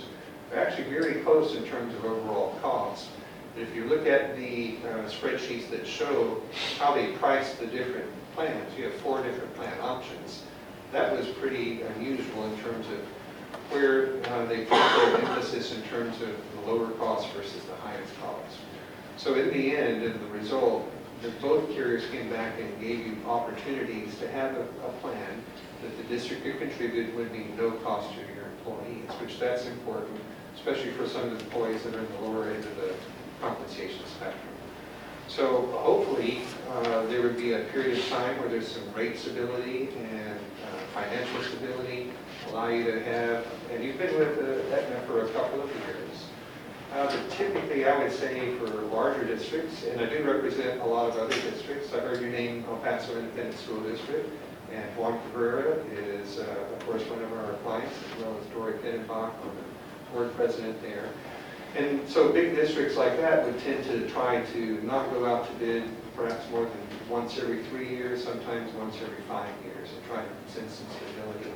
And then from the marketplace and the carriers, when they look at that, they see that stability, then they think, well, there's a good chance then that maybe I can have a 3-year tenure or 4-year tenure, have the ability to ride the ups and downs of that. So hope that wasn't too long of an answer. I hope I answered your question. No, that's what I was looking for, and just so that in the future, we make a better decision, based on what other districts are doing. So, I would say that if the average is about 3 years, then that's probably what we should be doing, so that we maintain that stability with somebody. Yeah, we agree, and McGraw can comment on this. The district employees actually have a pretty good experience base in reference. We're not a big risk for insurance companies. Right, I would say that you're right in there with the middle of the pack. So one way to kind of gauge that is to look and see, how much money the district contributes toward the cost of the coverage. Right. And your number currently is $355.89, and that's what you contributed last year, and that's what your strategy is this year. So from the district's perspective, it's kind of budget neutral compared to where you were last year. Right. From the employee's perspective, as the price is being pushed up, you've got 4 different benefit plans, 1, 2, 3, and 4. 75% of your population is enrolled in plans number 1 and number 2. And the remainders are in 3 and 4. So an interesting thing, I've never really seen anything quite like this, but it's, even though there's not a lot of carriers out there that are bidding on you, they're still aggressively competing against each other. So while the total dollar amount of the 2 contracts is similar in terms of total, the proposal from Blue Cross Blue Shield had lower rates for the plans 1 and 2 than the Aetna offer for pretty comparable plan designs. That was one of the things too, is to make sure we're comparing apples to apples in terms of what benefit do you get for your money. So Blue Cross Blue Shield weighted their premiums lower on plans 1 and 2, which is good for 75% of your population. For plans 3 and 4, they're actually higher than what the rates are proposed by Aetna. So that now, your committee had to weigh a lot of decisions there to say, it's very tempting for people that are on committees like this, because a lot of times you're tempted to try and make a decision that benefits you as opposed to the people that you're there to represent. But there was good spirited debate and discussion on what's most important and who are we catering to. Because if you pick one, everybody sees different rates changing. And you pick the other one, 75% of the population sees very little change in their payroll deductions, as you can see in the summary sheet. The people in plans number 3 and 4 would see a higher increase, but that's the minority of the people. And so I think after the spirited discussion too, the hope and the plans were that the people that are paying that extra money for the value benefit would recognize that there's better bang for the buck on plans number 1 and 2. Overall, that would be a better decision. And I'm paraphrasing and speaking on behalf of the committee, but I'm just trying to summarize what I think the thought process was. I don't vote on that, your committee voted on that. Okay, any other comments or concerns? So I had one, Dr. Silva, maybe you can assist me. Because the district decided not to go up on the insurance premium, that is why we went for a proposal to see if we could get a better rate. No, actually, in the early part of the negotiation, there were signals that the increase would be pretty substantial, somewhere in the neighborhood of 18 to 20% increase. And that was not going to play well for either the district or So the that's what courts. triggered. After the end of the negotiations, et cetera, the 2 carriers are pretty well equal in terms of total premium, and it equals about an 8% increase. So, investing in the process yielded some competition, it created some competitiveness, and it lowered the overall expense, that you're looking at right now in the recommendation. Okay. All right.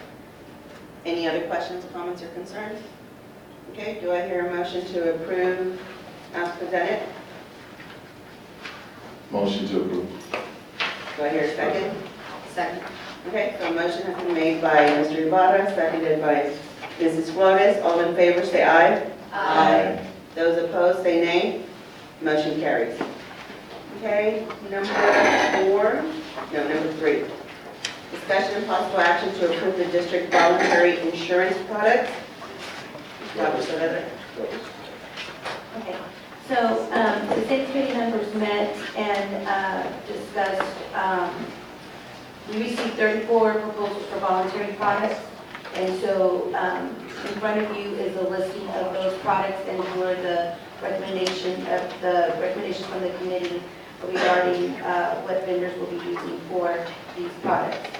So if you have any questions, I'll let Randy. Board members, are there any comments, questions, or concerns? If not, do I hear a motion to approve as presented? I'll make a motion. Okay, a motion has been made by That Mrs. we approve the recommendation by staff as presented. Motion has been made by Mrs. Prado. Do I hear a second? Seconded by Mrs. Flores. All in favor, say aye. Aye. Those opposed, say nay. Motion carries. Number 4, discussion and possible action to approve the renewal and upgrade of the district website and purchase Blackboard mass notifications integrated app, teacher messaging, social media manager, and activity streaming with student data in the amount of $43,510 per year with one-time cost of $1,275 the first year. Dr. Saavedra? We are pulling this item. Go ahead. Okay, item has been pulled. Number 5, 2017-2018 Student Code of Conduct for South San ISD. Dr. Saavedra. Okay, Mr. Valderrama will present this. Good evening again. The 2017-18 Student Code of Conduct, there are no changes. So according to FO Local, the board has to approve our Student Code of Conduct. So from the previous year, we just carried over the same Student Code of Conduct. Okay, board members, are there any comments, questions, or concerns? Motion to approve. I have a discussion. I do have a question. Yes, ma'am. So in reading the dress code for the girls at, I think it's at the high school, it said the heels should not be more than 1.5 inches. I know clearly some girls who wear stilettos, and it says in there that no stilettos are allowed. So what happens when they do? Has that ever been a concern? Is it at the discretion of the principal to follow it or not? No, not to follow it or not, to enforce it. Okay, so the wording is in there, so it's supposed to be enforced. Why are there girls still wearing stilettos? Thank you, campus. That's something, that's something that me and Mr. Valderrama will address with campus principals to make sure that they're enforcing. I do know, just from being a previous high school principal, that sometimes, if there is, when they're going to, like, let's say the something or a field trip, something that's fancy, and they do wear, heels that are higher. And I did allow it, because they were. I mean, I'm not opposed to it, but why is it in there if we're not abiding by it? That's my concern. You're absolutely correct. Because then the principal can be selective because it's in there, while clearly for the past years, if nothing's changed and we're approving the same one, they can pinpoint certain individuals and they have something to stand on because it's in the student code of conduct. That's my concern. So we can address that, and there's revisions as far as FO Local, if we want to change that, and in addition with that, we can. Well, I'd like that to come back, or I'd like to, okay, so a motion has been made to approve as presented. Okay. Do I hear a second? I'll second, but I also have a question. Okay, so it's open for discussion, go ahead. I wasn't here last year, Mr. Bottom, and you're telling me that this is the same code of conduct from the 16-17 school year. Correct. And since I wasn't here last year, I'm going to ask this question. Did campus administration have input in developing this school code of conduct? And was it at all levels? They did. Okay. And were there any major discipline problems addressed? No. So this code of conduct mostly takes care of all that. Okay, so a motion has been made by Mr. Ibarra, seconded by Mrs. Flores. I'd like to make an amendment. Motion. I'd like to have this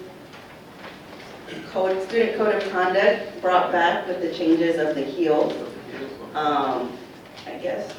Could I make a suggestion on that? Yeah. A suggestion on that is that we go back to all principals and basically identify what's in this code that they do not feel should be enforced, quite frankly.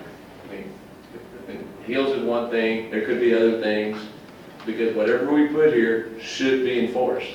Yes, But we need to give them the opportunity to say, this doesn't make sense, high heels or whatever doesn't make Because it sense. says 1.5 inches. I specifically went looking for 1.5 inches. There are none. I have a couple of boots that are required. So should we withdraw, do you want me to withdraw the motion? We can bring this back once it's updated? What we would like to have is approval, because school starts the day before we meet again. And I would rather it be approved so we can publish something that's for the first day of school. And we'll come back with any amendment that we need to pull out, like dress and so forth. Because it's going to be very few. for sure, it won't be that many things. Or in reference to Belinda's comment earlier, Ms. Castro, when you said that on certain occasions. Right. So would there be a way to just put in there so that it doesn't seem like it's not being enforced? In certain situations, the principal has the authority to. They have that language in here, on page 5 at the very bottom, the final determination of acceptable dress rests with the campus administration. Oh, I got you. So principals have that discretion right now. And So that wouldn't suffice for you? You want to, Well, because of this, like I said, he can pinpoint, the year before, 20 same girls wear the same stilettos. This year, he may not be comfortable anymore. Now he's following the letter of the law. And so there's inconsistency again because he's choosing to, at his discretion. So what's to say this year he's going to enforce it? And what's to say why he didn't enforce it last year? so, just from my own experience as a high school principal, what kids are really, innovative in ways where they know, because I had a thing where if you violated the dress code, you went to ISS. So I had a group of girls that always the same group, so they could hang out in ISS together, so they always violated this. And it wasn't, I know it sounds silly, but it wasn't anything like, parts hanging out. We had a thing of no holes in your jeans, okay? So some girls have little holes. Parts were covered, but they did, because they knew Ms. Cash was going to put them in ISS, and we can hang out in ISS. Okay. So it came down to the point where I was like, you know what, get to class. As long as your parts are covered, get to class. I need you in class.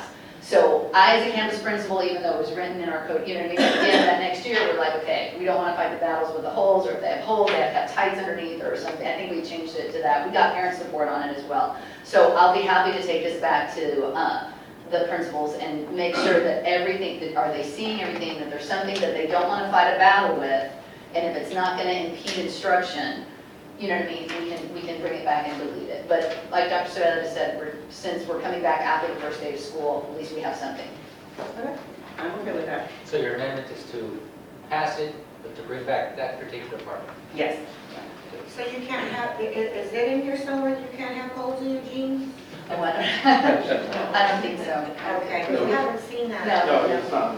This was in my black. Oh, okay. We had this thing, and so we deleted it. We ended up being, because it's not a thing that you want to battle. You decide what you want to battle, right? No, you decide what you want to battle, and that happened to be an old one from, but now it's a style to put holes in your jeans, and so. Anyway, Didn't they address that in Grand Prairie, that their dress code was relaxed? Yeah, they did. We talked about that too. They picked their battles. Correct, they were like, they didn't adhere to any dress code, actually. Correct, Same ma'am. thing with the cell phone. And same thing with the cell phones, that they just let kids wear whatever, as long as it was, their parts are covered. And it wasn't interfering with their. Correct, that's right. And one of the things that I have seen is the colored hair, like the pink and the green. So is that going to stay in there? They're pretty good about that one. I think, because where we see that the most, I would say, would be the high school, and I know that they've addressed, I've been there where I've seen like the assistant principals bring in, meet with the parents and say, hey, by tomorrow, they give them a chance, by tomorrow, if they have to have something, with the hair. So I think that one, they're pretty good at enforcing, and I don't see a lot of, they'll do like blonde or red, highlights or something, but the green and blue, I don't see a lot of. And if they did work with the parent on getting it changed. It gave them so many days, I think. Okay, so we have an amendment on the floor that has to be voted on first. Did I hear a second? Yes, on the amendment to pass this student code of conduct, but to bring it back to get principal input on it. I said. Okay, so seconded by Mrs. Guerra. All in favor say aye. Aye. Those opposed say nay. Okay, so now this becomes the main motion. Do I hear a second? That's my second. Okay, so motion by Mrs. Oski and seconded by Mrs. Flores. All in favor say aye. Aye. Those opposed say nay. Okay, motion carries. All right, so next is Number 6, amendment to the 2017-2018 academic calendar. Dr. Saavedra. For alumni might speak to this, but there's only one change to this, and that is the Easter Monday, the Monday after Easter. When the original calendar was presented for board approval, there was some discussion as to why did we not include Easter Monday this year, and the response from staff was that we anticipated that testing would be that week. We have since found out that testing is the following week, and so we're bringing it back to amend it. So Easter Monday, which is April 2nd. April 2nd, yeah, would be a student holiday, but it's an employee work day. Okay. So we do either professional development or. Move for approval as presented by staff. Okay, so a motion has been made by Mrs. Prather, seconded by Mrs. Ostergein. All in favor say aye. Aye. Those opposed say nay. Motion carries. Number 7, Dwight Middle School Auxiliary Gym Floor. Dr. Saavedra. We had some severe damage of the auxiliary gym floor. It has lights, wood floor that buckled completely. We had an ice machine that leaked, and the coach had it repaired at the time, but didn't pay attention to whether there was water remaining on the floor. It basically ruined the floor over a period of a couple of months. We discovered it in June. The incident occurred in April. This is a recommendation that we get it fixed in the amount of $49,000. What's the exact number? $49,633.50. Okay. That's what it will cost. Board members, do I hear a motion? Motion has been made by Mrs. Prather, seconded by Mrs. Prado. All in favor say aye. Or discussion? I have a question. Yes, sir. Dr. I'm sorry, Mr. Ibarra.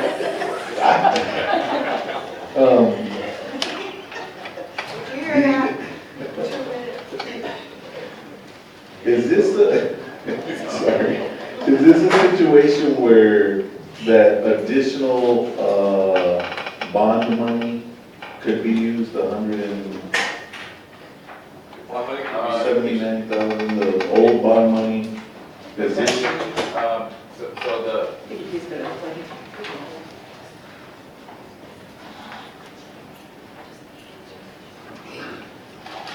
So again, depending on whether or not we've been getting IFA or EDA state contribution on that bond, gymnasiums are allowed as long as there's a limited number of bleachers in the gymnasium. So, and I don't know the COG will. So if there's no bleachers, then yes, we could more than likely use the bond funds for it. Okay. Any more questions, comments, or concerns? Okay, so a motion has been made by Mrs. Prather, seconded by Mrs. Prado. All in favor say aye. Aye. Those opposed say nay. Motion carries. Move to adjourn. Motion has been made by Mrs. Prather, seconded by Luis Ibarra. Motion carries. Adjournment 8:47.